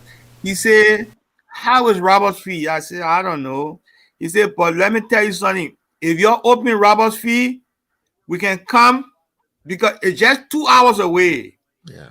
Brazil has become a very good marketplace for a lot of things. And Varick Airline comes into New York, I believe. It comes into New York and Washington, D.C. right now.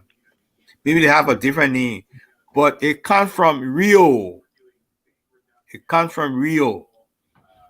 You see, and that is one country we need to focus on, those kind of people. Because you see what happened once you got Varick Airline coming in there to go to New York or to come to Washington, D.C., the airport again becomes a Category 1 type airport. That means that no drugs, no funny thing comes to that airport again.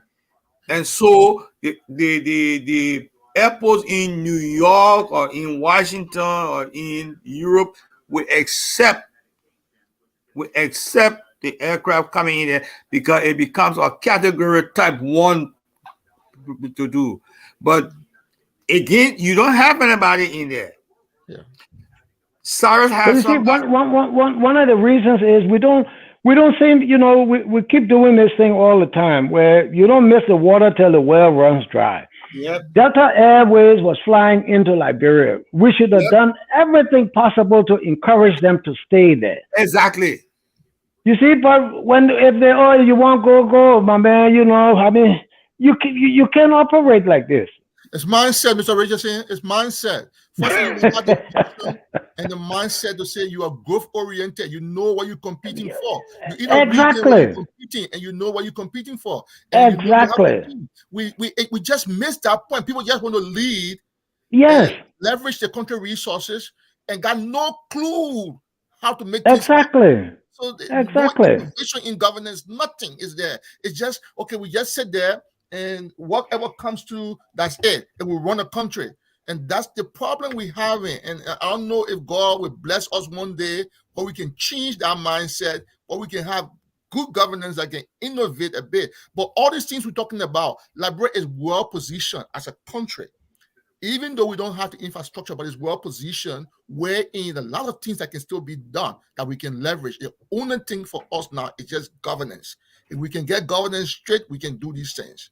I'm just of that conviction. Unfortunately, I agree with you 100%. You know why? You know why Liberia is strategic? When the space shuttle used to go up, when the shooter from Cape Canaveral in Florida, 32 minutes is passing by Monrovia because of VOA transmitters.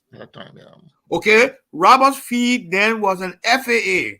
When I was director of civil aviation, the FAA aircraft came in there every 6 months to check for calibration for all the instruments.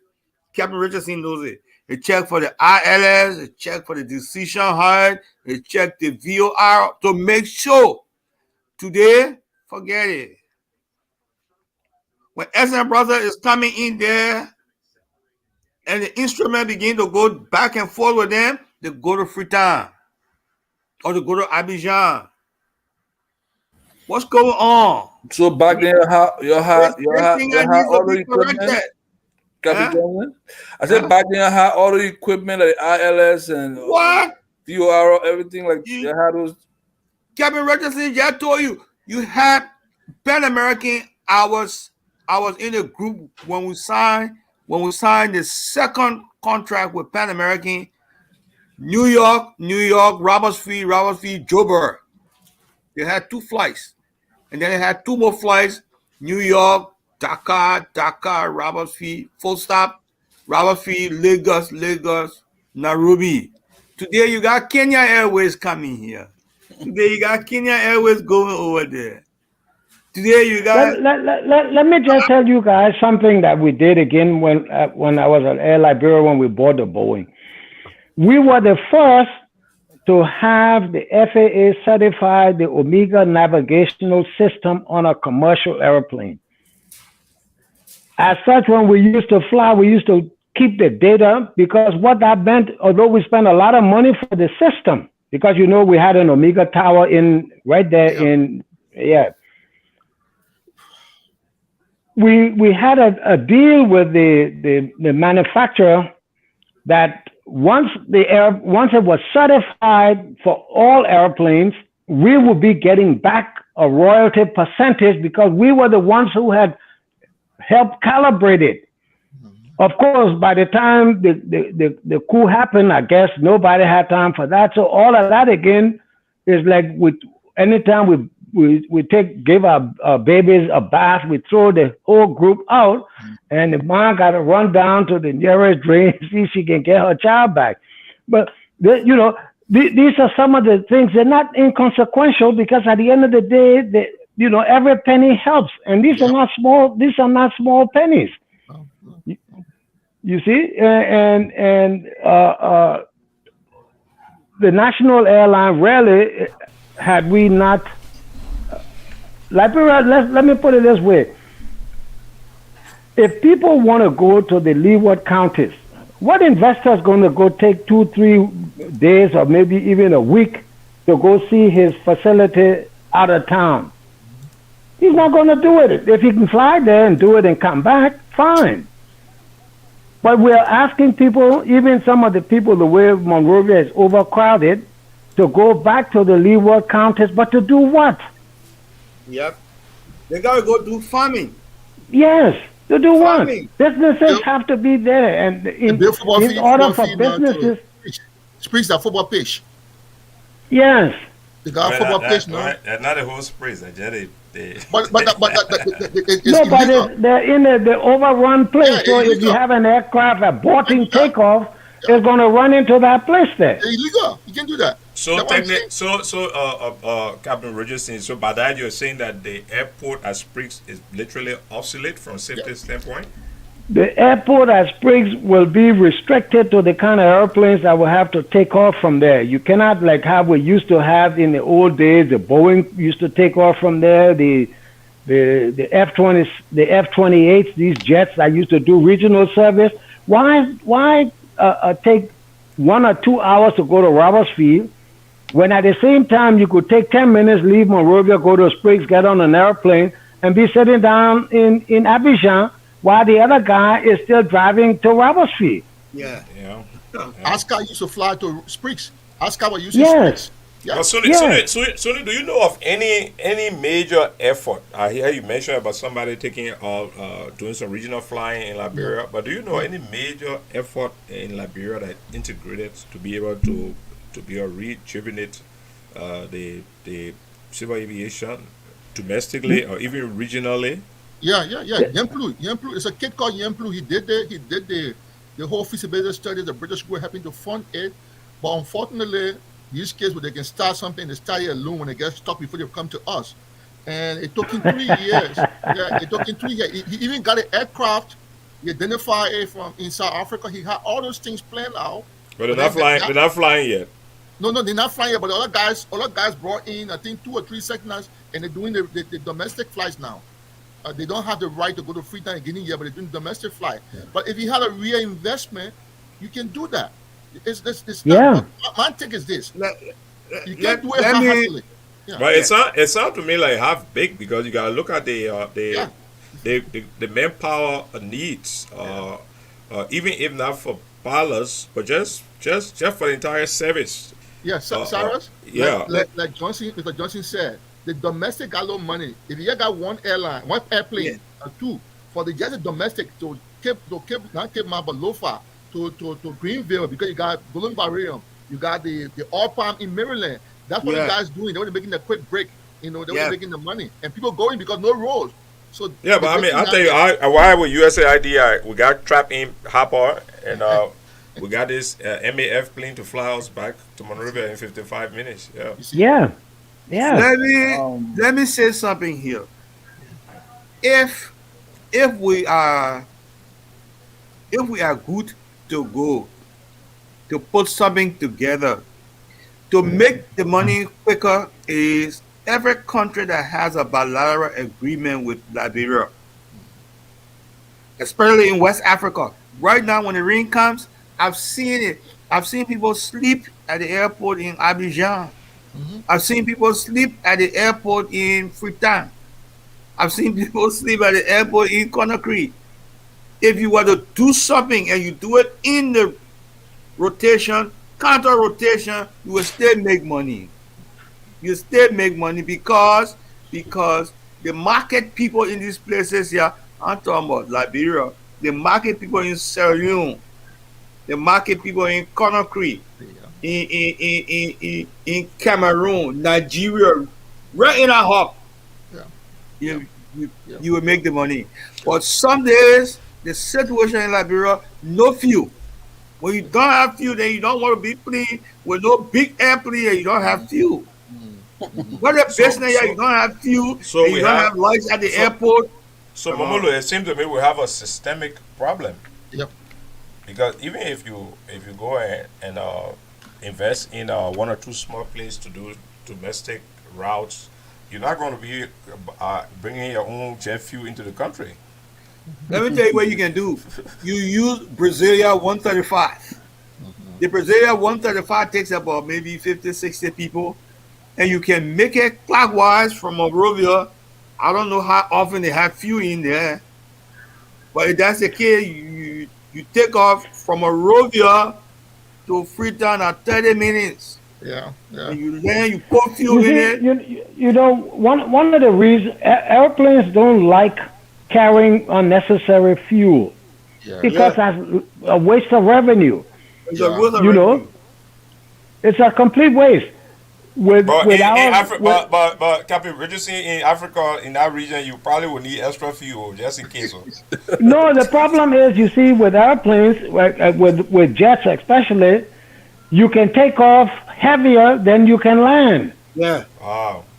You see, so it restricts your payload if you're just hauling fuel to be going back and forth. So instead of being able to carry maybe 80 passengers, you might be stuck with only 40 in their baggage. Yeah, you're losing money. Mm-hmm. Yes.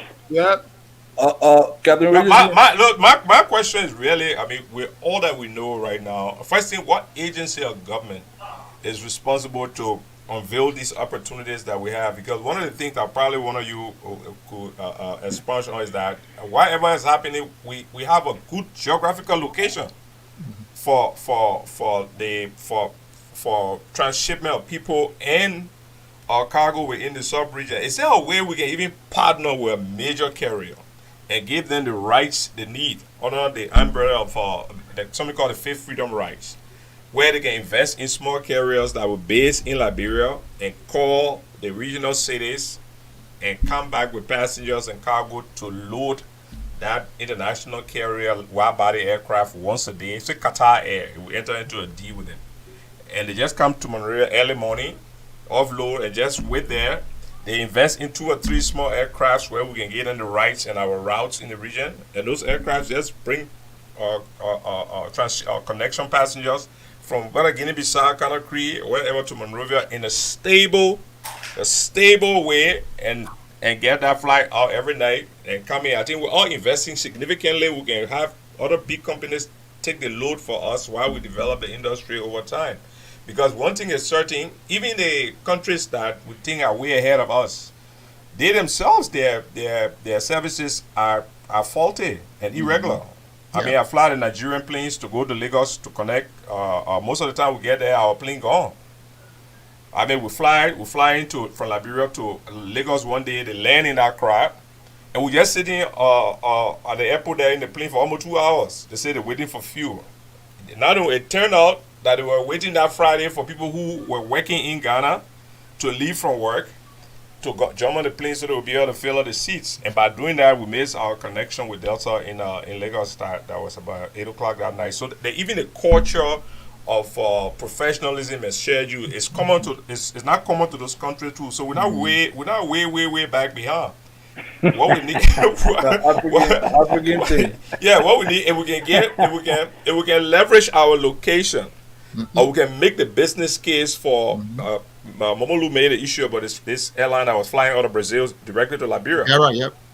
We can partner with some of these people and give them rights that normally people would not give them. For example, but you know something, Sarah? The people. One of the blessings or curses right now is this internet. Business people know what is happening on the ground there. People, airplanes are very, very expensive. When these airlines make these schedules, it takes a lot of resources to implement them and maintain them. You don't want to put in a schedule into a place, and then after a few months, you have to cancel. You see, in Africa, because of our mentality, where if you sit in an airplane for 2 hours and you miss your connection, well, you're not protected. If that thing happened over here, what. That'd be a big problem. Exactly. Because business people who are traveling don't have the luxury of just wasting a day or two. Captain Richardson, that's precisely my point. So let's talk about the Pan American model. What was it? They had a right to run Roberts Field? Yes. Initially they did, and then what we did was we had Pan Am used to run Rob, and then we had our own Liberian management running Rob, and it wasn't even a problem because the guys knew what they were doing. But it comes back to where you have all kinds of interferences, or you're appointing people who are not up to the task. How was Pan Am filling that wide-body aircraft? Were they collecting passengers that were connecting to Liberia, or did we have enough people coming and going to Liberia? Both. We had both. Yeah, we had we had a lot of people.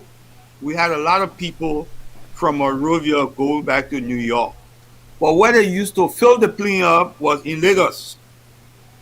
And I was friendly with the manager of Pan American. He told me, he said, Monrovia is strategic, but Lagos is putting people on the plane with Naira. So when they got ready to leave, he told me they start to transfer $250,000 per week out of Monrovia. So I asked him one day, because every time when they transferred the amount, our counterpart, who was Joe Lawrence, to build Park Harbor, came and told me. And so I asked him, he said, well, let me tell you something, Roland. This place here, we have a problem in Lagos because people buying the tickets with Naira, and we can't pay for the fuel. We can't meet our domestic requirements. So it's better for us to pull out. But what I'm trying to say to you here is, again, when I was director of civil aviation, the project engineer was Udo Bray. They put DOD put pressure tanks on the tarmac at Roberts Field. And the pressure tanks were for anytime any American aircraft in Africa, they come to Monrovia, they refuel, and they cross the Atlantic. You either come to joint base or you come somewhere here into the United States. So that kind of relationship has no value now? That's my question. The pressure tanks are still there, but they have not used them because the disturbance came.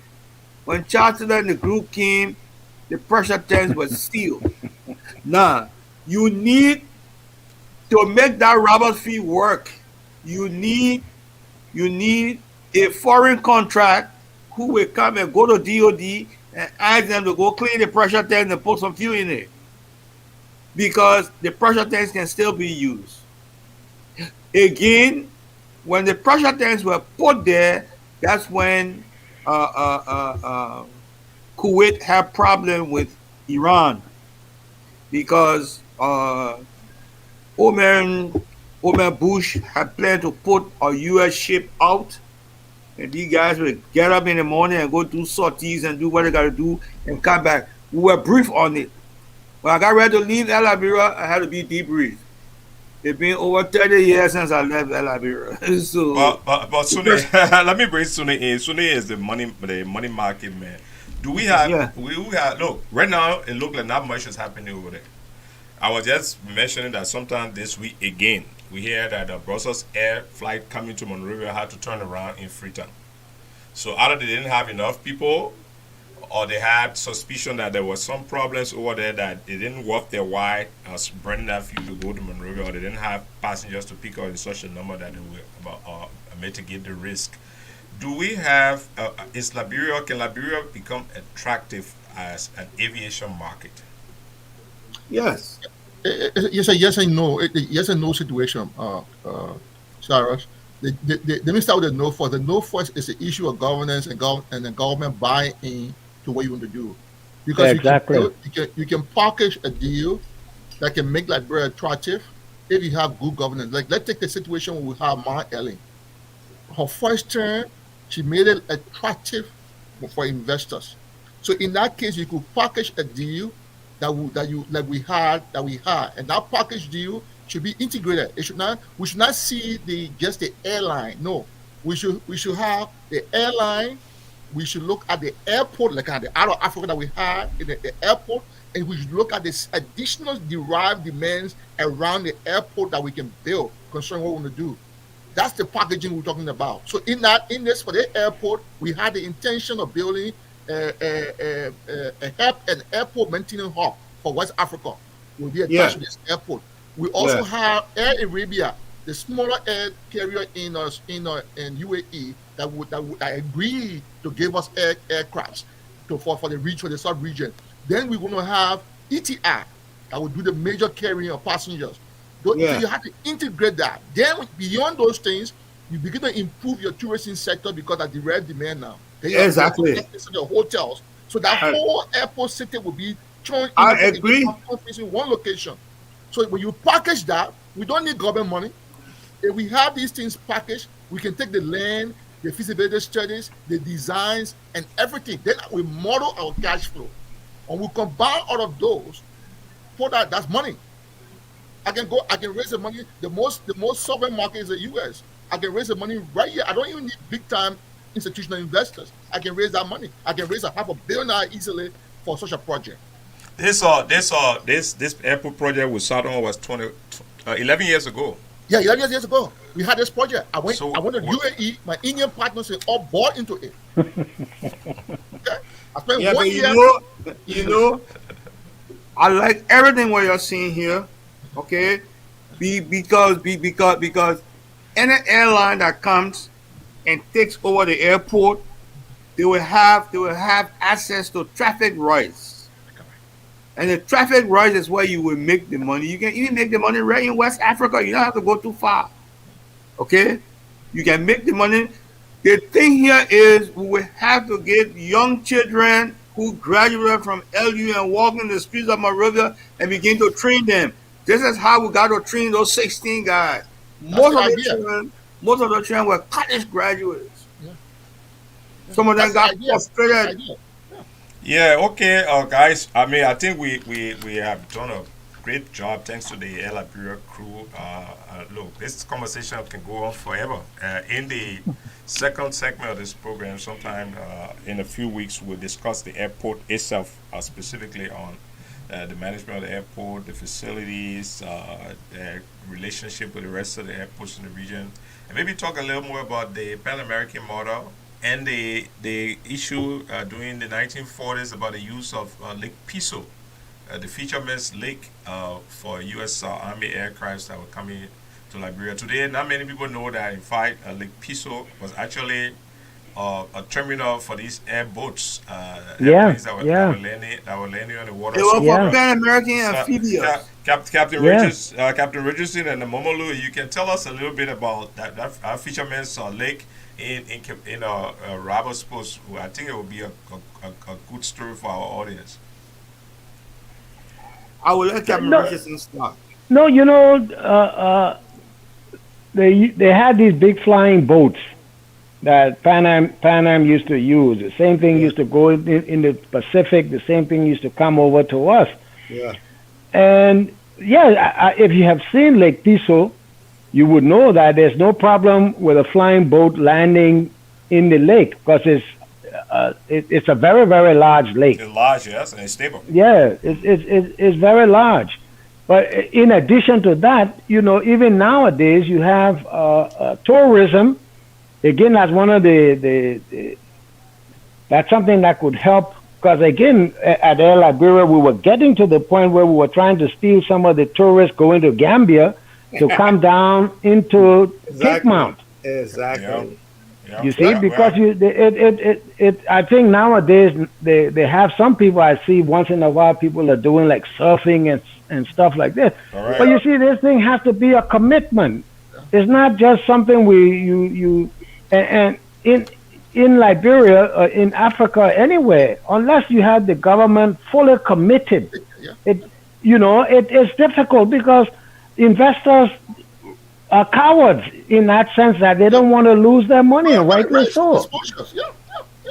You see, they have to know that you are serious about what you're doing, and if you fall out with the guy today, whatever contract you have is there. Respect it. You know, strangely, I've been to Lake Piso just in the last few years several times. You don't see the remains of any infrastructure that was left there because of this massive airlift that took place there. That even No.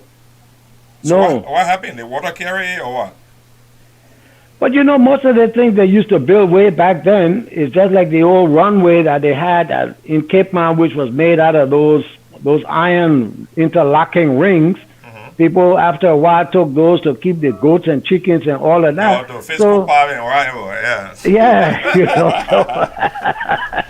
so I guess that's just what happened.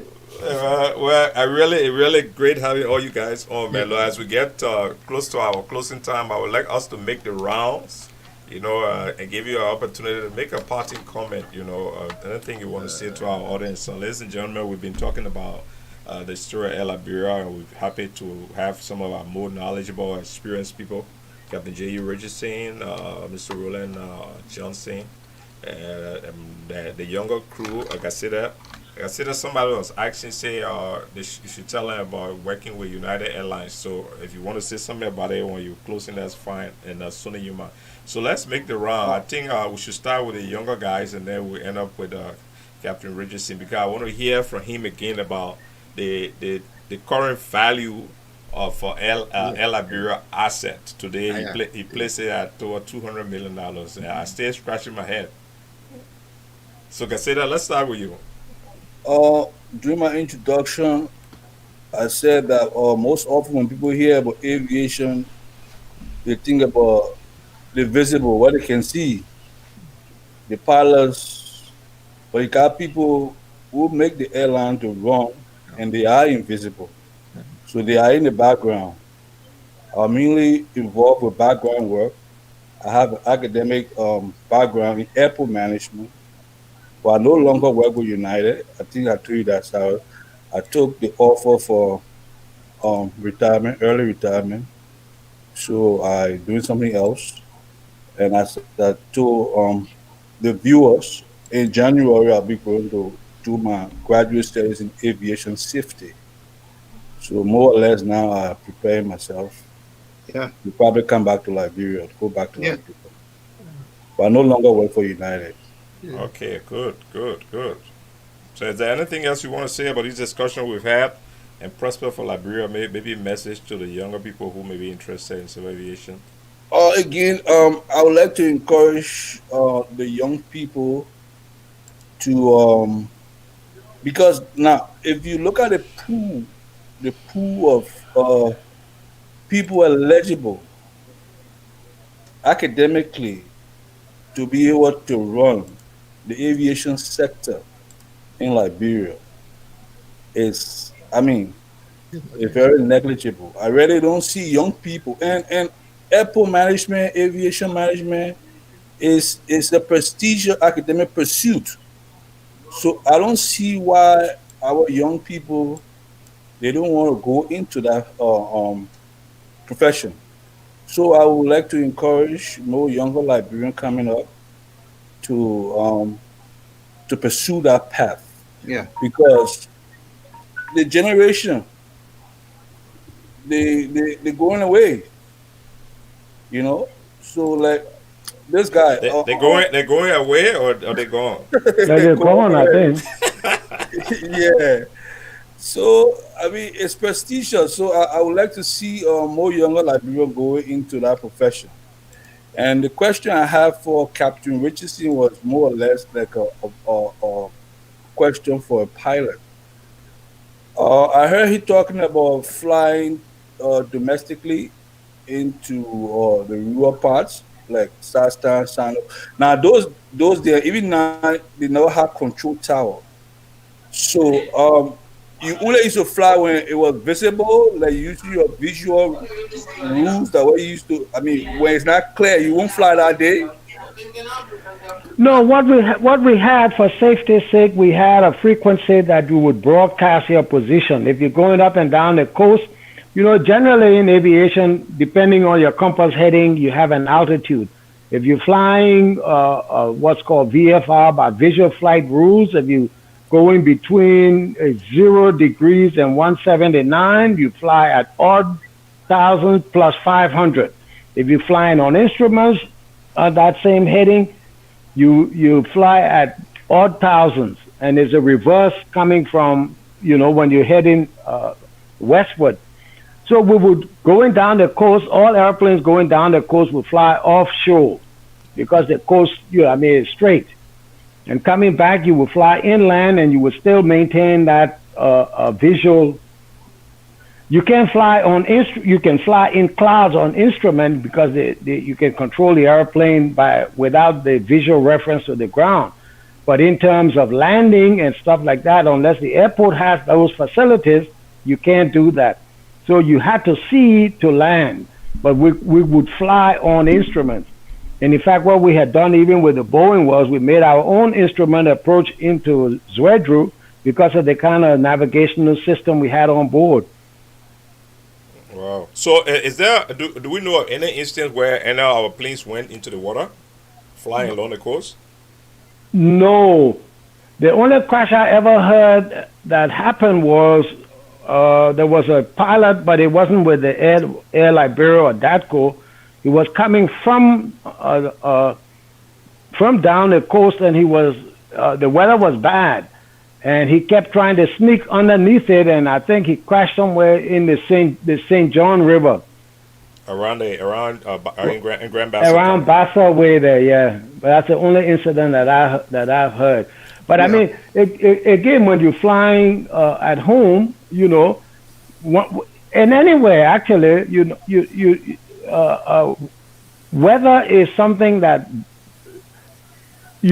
once you know the terrain, because we used to very seldom all the years I flew at home, very seldom. In fact, I can't remember an incident where I took people and had to bring them back because I couldn't land, and it wasn't because of any risk, you know. But you knew you had your own GPS in your head. Yeah, you understood the topography. You know the terrain. One of the worst things to ever do when we're flying the small planes was to get in the clouds, stay below, you know what, and step it up when you have to, like when you're going up to Lofa, you know. You would stay after so many minutes, you know, well, I can't stay at 500 feet. I got to get up to 8 or 9, you know, that type of thing. So once you stay visual with the ground, and then you spiral and come on down at when you got to where you were going. So it was no risk on that. Wow, that was an air crash at RRA with Guinean military people in it. That was long after El Liberia, right? I remember they said they were coming to Monrovia that morning for Armed Forces Day or something, and they. Oh yeah. And the Guinean lost their defense minister and the rest of the people in there. Finally, Captain Richardson, I didn't want to bring this up, but it kind of personal for me. And my father went down in a plane crash in Sino. There are a lot of conspiracy theories concerning that crash. Would you care to comment only whether it was human error or human factor? Some people say the pilot was fatigued. What's your own idea about that crash? What crash you talking? The one that took Stephen Tolbert? The one that took Steve Tolbert down in 1975.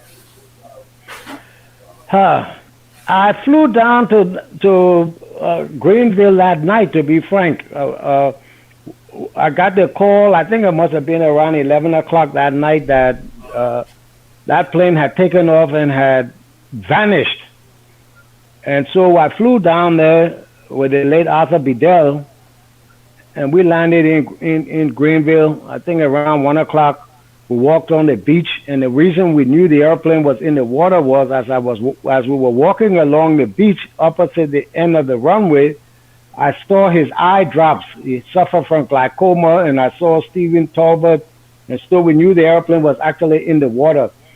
What happened? Because again, we looked into it. The airplane took off at night. It was a Cessna 401.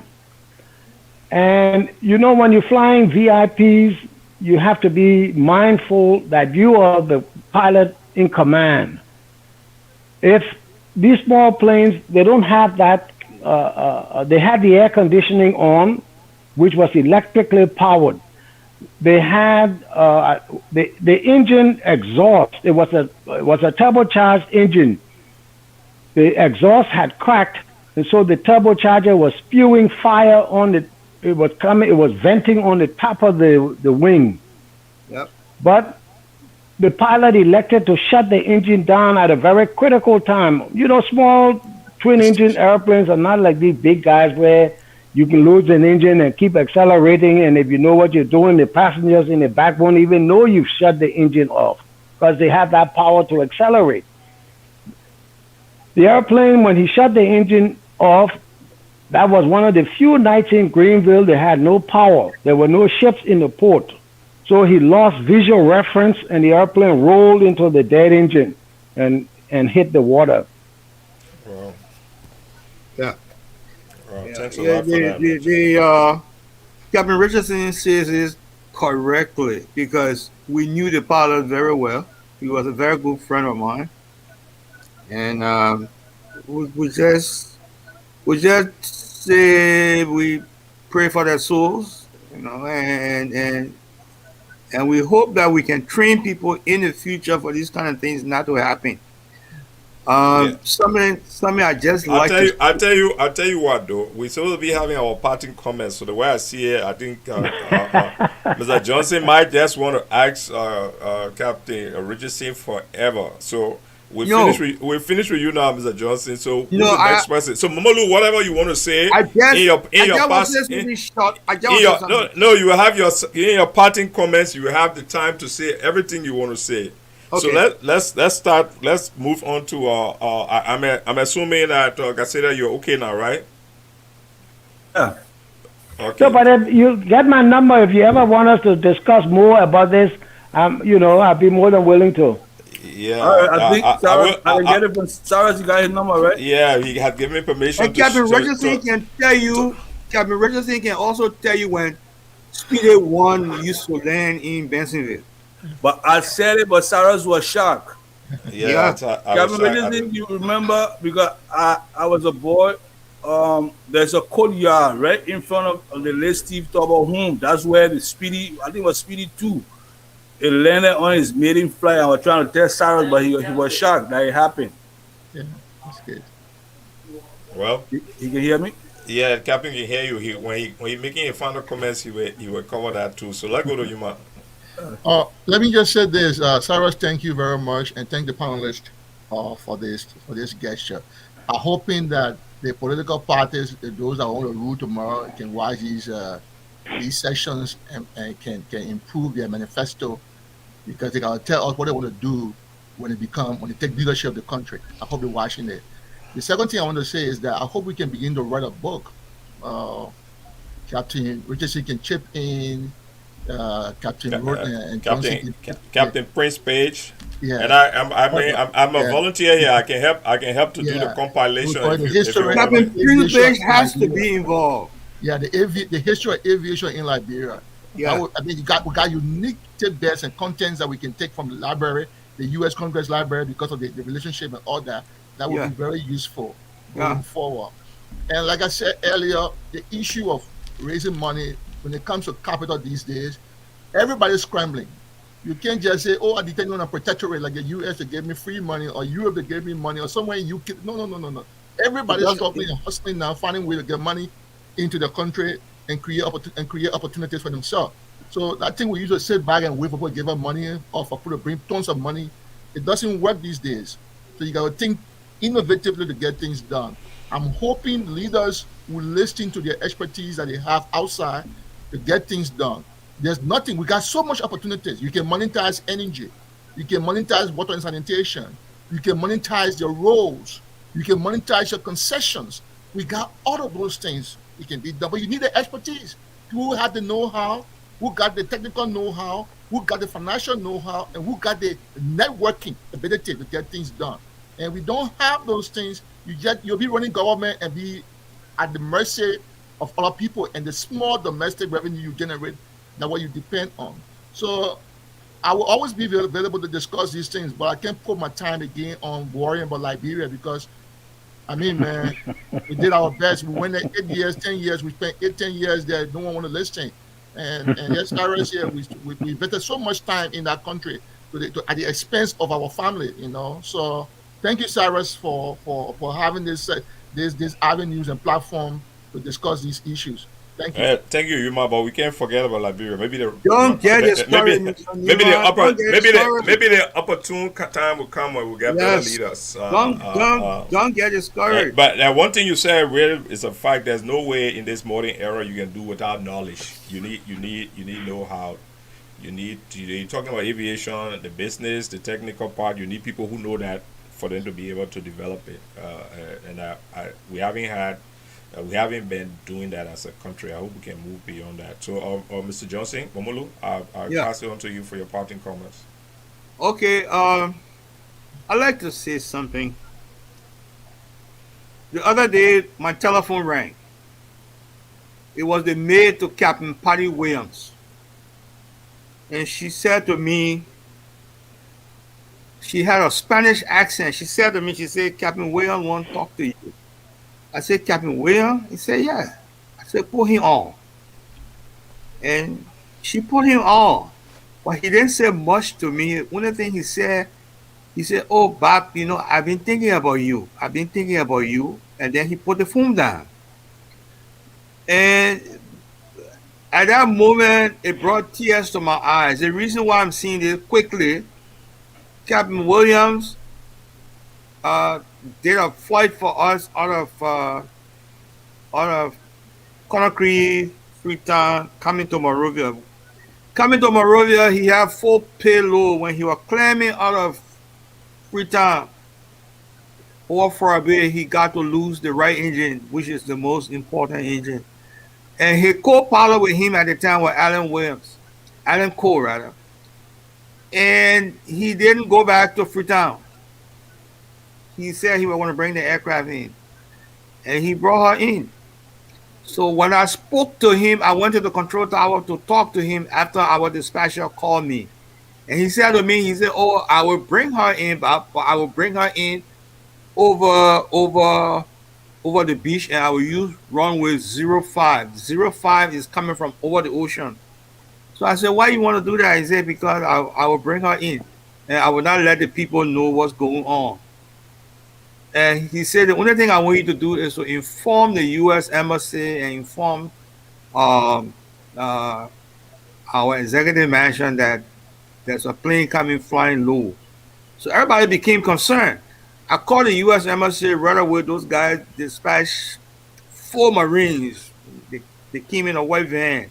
And when I called Charles Julu, who was in charge, apparently he told President Dole, everybody came to the airport. Everybody was excited. And Patty brought the aircraft in. One quick question before you go. So, and Captain Richardson, maybe you could chime in on this. So, when something happened to the plane, you also tell the people that inside? No. The panic. Really? It's not a good idea. Panic. So that means we can be sitting on that plane and probably that our last minute, but we know we still drinking Hennessy. You never know. Okay, go ahead. The person who would know that something wrong with the aircraft would be the captain, would be the pilot in command. Like Captain Richardson will know many times that something is wrong, but he doesn't even have to tell the co-pilot. You can't tell us so we can brace ourselves for impact. No. So when he brought the aircraft in, when he landed, the airport streets got loaded up with people, including President Dole. Everybody came. They were grabbing Patty. They lifted him up. They were hugging him. And, shortly after that, he came to me. He told me, he said, I'll be leaving Liberia, going to the United States. I said, for what? He said, I think I can get a job over there. And he left. And I never saw Patty again on the airline that he got sick. Then when he got sick, I saw him and he explained to me what happened. But what I'm seeing here is just the thought for him to think about me and make it nice to call me. And just for him to say hello, 2 times he said hello, and then he put the phone down. And then she said, oh, he put the phone down. He took the phone. He gave the phone back to me. I said, thank you, plenty for taking care of him. Yeah, you remember good old days. There's a guy I pray for all the time. Let me just tell you something quick on what that is saying. I know I will have my time to wind it up, but why it's still in my mind. I remember when I flew the president into Detroit, and we were just before we landed, we had a fire indication on the APU. Yeah. So of course we had to shut it down. That's the auxiliary power unit. Yeah. And so we alerted the airport that we had gotten this indication, and we wanted the fire service to stand by because we had the president on board. So as we landed, of course, they had about 4 or 5 fire trucks chasing us down the runway. And after we landed, the president asked me, but Captain Richardson, why all these fire trucks are following us? I said, oh, no, sir, they're just paying their respect. Because we had no fire. It was a false indication. But they were there just in case. The contingency, yeah. Okay, Momolu, go ahead. Then you were close enough, right?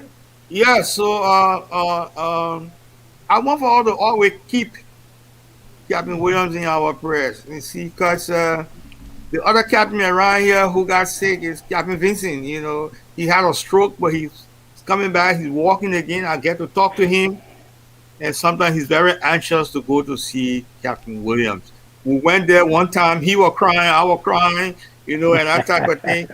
Well, we can't be crying in front of the guy, and the guy isn't crying. You see, but memories, you know, everybody thinking back, and you see the guy in that condition. Because I hope we can have time to bring more of you guys together, you know, in this discussion, so our people can listen to you. Yeah, we went there once, and his wife was very cooperative. She brought the speakerphone for him, and he talked to Captain Richardson, and he spoke to Captain Page, you know, and you know, just looking at a strong, healthy, robust man, you know, and all of a sudden he can hardly talk. So he had 10 strokes. Wow. Yeah. Wow. But Yeah. before Captain Richardson come in here, this question that crossed my mind, Momolu. Maybe you could elaborate. What did the civil conflict do to you pioneers in Liberian civil aviation personally? It destroyed it. From a career standpoint, did people leave, pilots go to other places? Yes. Did they get jobs to fly for other airlines, or some of them just couldn't get a chance again in the industry? Some of them didn't fly. The one guy who is flying, they call him William Cooper. I saw him here a couple of months ago. He, I think he's co-pilot on a private jet or something like that. That's what he said. Jupiter's supposed to be flying. Huh?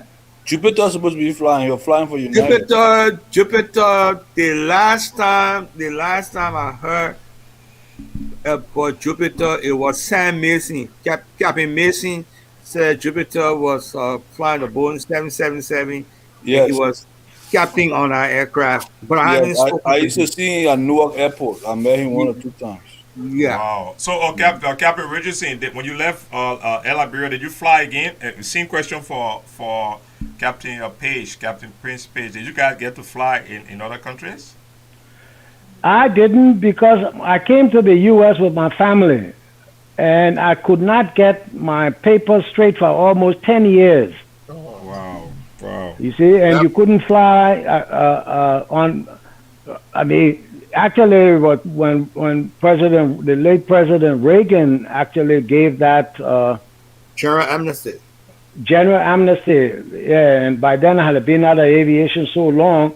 That's when I focused on getting my helicopter license so that I could come back home and, you know, set up my own thing. But I know for Prince left, and when he was in Nigeria, he was their chief pilot for the 737 fleet. He left from there. He went to Saudi. He was flying the L-1011 into London and all. Look, anyway, when it's my time to end it, I will let you. Okay, Captain. Momolu, you finished now, right? Yeah. I'm done. Okay, Captain Richardson, we'll pass it on to you. First of all, Cyrus, I would like to thank you a lot and the other panelists here. It gives me hope, a lot of hope, that it reinvigorates in me that some feelings that I just felt that, you know, it's like we don't seem to be aware of what we have lost. It's a challenge to us to leave something with these younger children, to let them know that the talent is there. We have to create the opportunities for them, though. One of the things I really hate to see is when I was back home the other day, seeing kids playing games on smartphones. These smartphones are tools that you can seek education in anything that you are interested in. You can get information. Sitting down playing games, I know the environment is probably not challenging, but you can't give up. Your mind is, you have to keep your mind active. And like I said, I know our people, the young Liberians, are extremely talented. You know, I've seen them in all walks of life, from working with them personally in different things. From I besides flying, I ran that geo services. From there, I went to AmLib, which was a mining exploration company, and you'd be surprised at what our people are capable of doing. And it's a real challenge for us to make sure that those opportunities are given to the next generation. Because the further back we go, the harder it is to catch up. Yep. Yep. And we can use our bilateral agreements. Liberia has That's a money making thing. When I was at Air Liberia, look, there's no point of government signing a bilateral, say, with an airline that they can come to your country 4 times a week and you don't have a kite to go to theirs. So what you can arrange is you can do what's called a block seat arrangement, where you can block 30, 40 seats on their plane at rock bottom prices. And it's your responsibility to fill them and sell those seats at the going rate. So, you know, you can start small and then try to get big. But again, we come back to this thing. You have to have an environment that will encourage and respect these agreements once they're put in place. Exactly. Yeah. Can we open a small aviation school for a startup? Of course. Can we do a small aviation school? We can come back. Garseda here. We can start leveraging Captain Richardson and Director Johnson expertise. In the meantime, put the curriculum together and partnering with the South African part school. Just start something small, and maybe, you know. I tell you something quickly. I tell you something we could look into. I tell you something quickly, Mr. Nyemah. I was in Brussels when Air Brussels wanted to start going into Liberia. And I told the ambassador then, I said, let me be the point man. Let me go up front with my air license, because at that time I still had my license. Good. He took it. He gave it the Lone Star. He gave it the Lone Star. So there are black seats today still on Air Brussels that go to Lone Star, and that's it.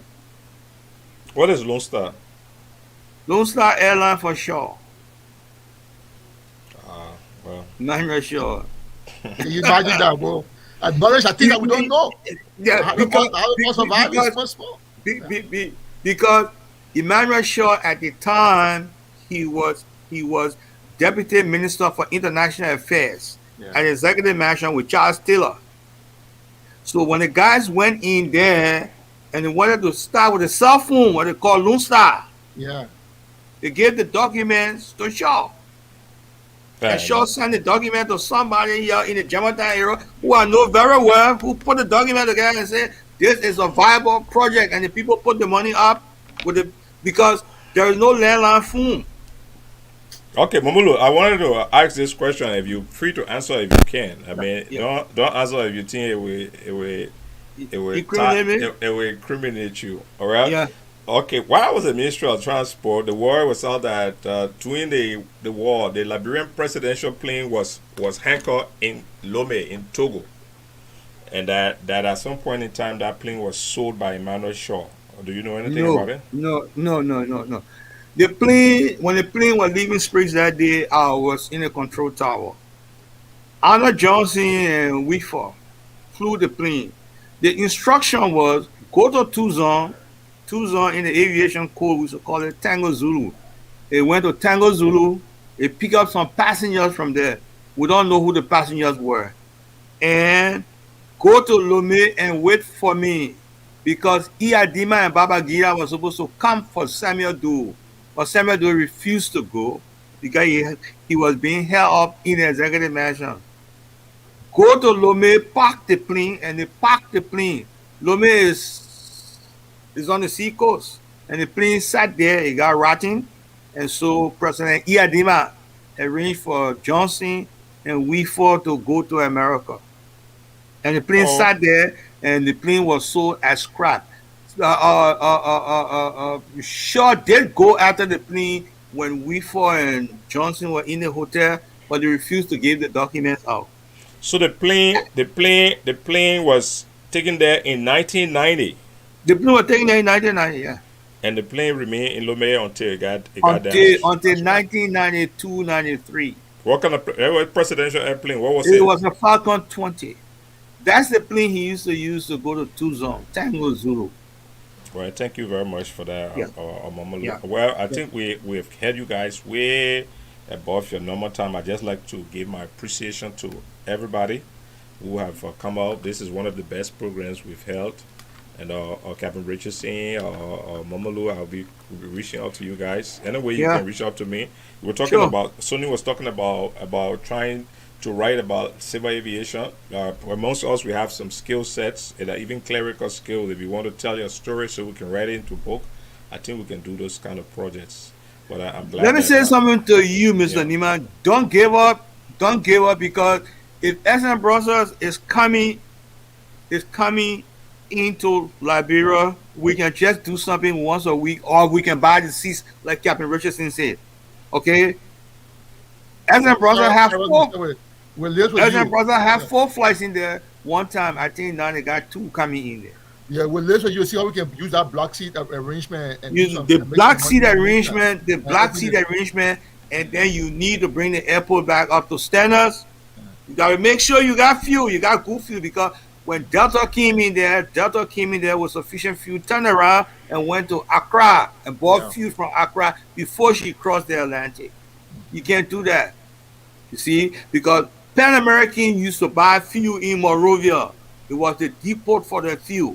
Pan American bought fuel. Anytime she came from Nairobi, Lagos, Monrovia, they would tap it off, and then she would cross into Dakar and go all. It would come from Joburg, Monrovia, they put fuel in it.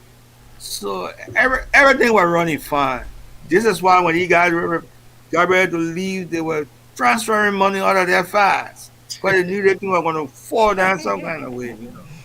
Well, Liberia is still there. We got to find some creative means Yeah. to be able to create employment and rejuvenate that industry and many other industries too, the maritime industry, the telecommunication. Exactly. Yeah, and all that. We got so much Exactly. opportunities yet. A lot of people are without things to do. So again, I'd like to thank all you panelists for joining us today, and for the viewing audience wherever you are.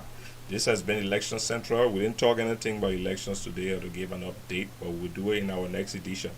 Some 2 weeks ago, we had a program on the rule of law, and we had Councillor Vaudier here discussing the rule of law. We also had on the panel the former Inspector General Mark Ambler. For technical reasons, he couldn't stay too long. Because of those technical reasons, we've decided to rerun that program. So next week, we'll be talking about law and order in Liberia and why it's essential for democracy. Again, thank you for coming. This has been the 9th edition of Elections Central. Thank you very much. Mr. Human, you can add Mr. Gray for my number. Okay, I will do that. I will Ask him for my number and my email address. I will share the numbers with you guys, including Yeah, Garseda, including Captain Richardson's number. Yes, Already. exactly. And Sarah's next week, will that program Law and Order be at the same time? The same time, right? Okay, so we can just listen in. You can listen in. I will share the listening summit to you, but I will also share the link with you if you want to chime in too. That's fine. We got space for Okay, everybody. all right, okay. Okay, guys. Okay, So you have thank you all. happy Easter. Have a great Happy day. Easter. We'll be in touch. Thanks a million, gentlemen. Nice talking to all of you. Okay. Okay, bye-bye.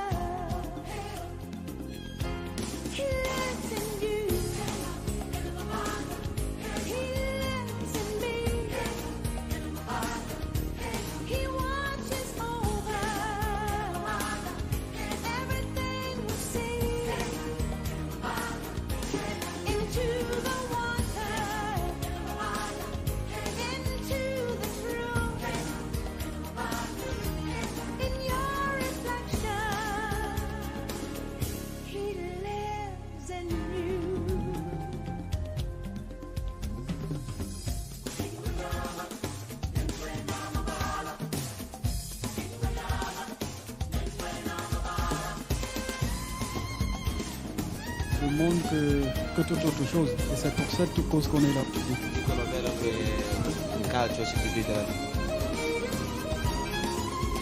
L'UNICEF per i bambini dell'Africa. C'è una canzone, House, dove tu parli e presenti.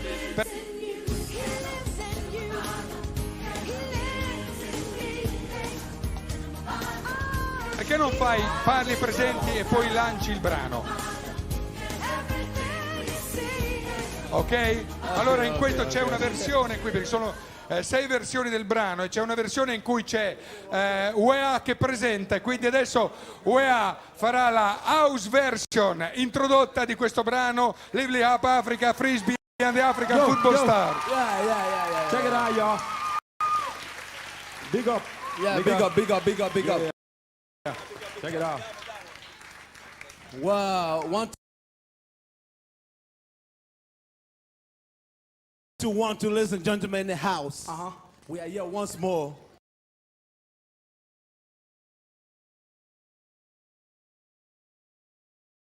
We are here to dedicate this Love to Africa to all the babies around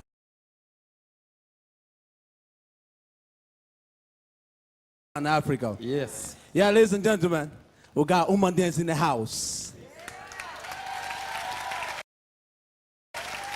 Well, not forgetting our big brother, Mr. Roland Johnson in the house. Looking on my right hand side, my left, see Mr. Collins in the house. Yeah, brother. Big up. Yeah. And not forgetting our sweet lady, the lady with the golden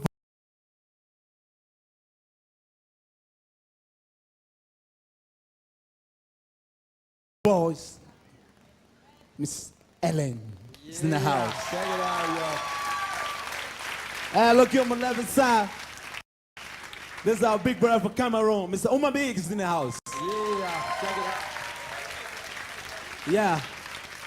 And not forgetting my main man in the house, Mr. Ibrahim Bab. Come on, they call Ibu. Check it out, y'all. Big up. Yeah. Beyond the whole music stuff, the lyrics mix up. The man, the master man of this project, Mr. Frisman Osmo. Yeah, peace, man. Rastafari. What up? Yeah, man. Big up. Well, ladies and gentlemen in the house, Check it out. I would like to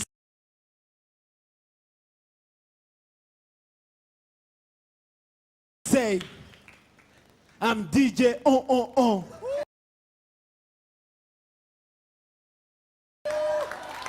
Yeah, come on the car, Josh Weir. Yeah.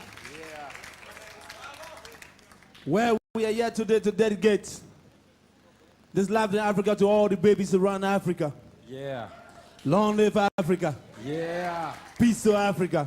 Yeah. Long live the children of Africa. Yeah. What up? Check it out.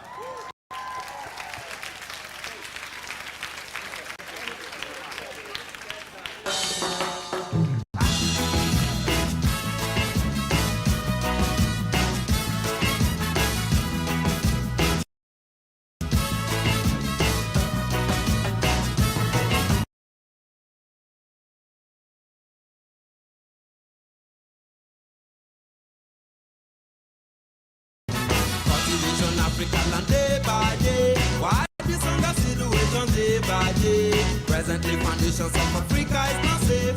Everybody please could you contribute your quota? Looking at the future, tell me which way to go. Lord have mercy, knows the creator of my soul. There ain't no more hunger, tribulation neither. There could be better people we're trying to help out. Ayo, ayo. Let me wait by unity, oh Lord, we need our unity. I know we live our life in jeopardy when all we need is unity. Let me work by unity. All we need is unity. Oh Lord, save all these children.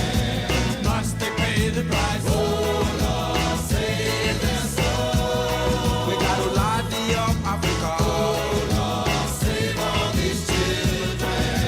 Take a close stay alive. Oh Lord, save their soul. We got to liven up Africa.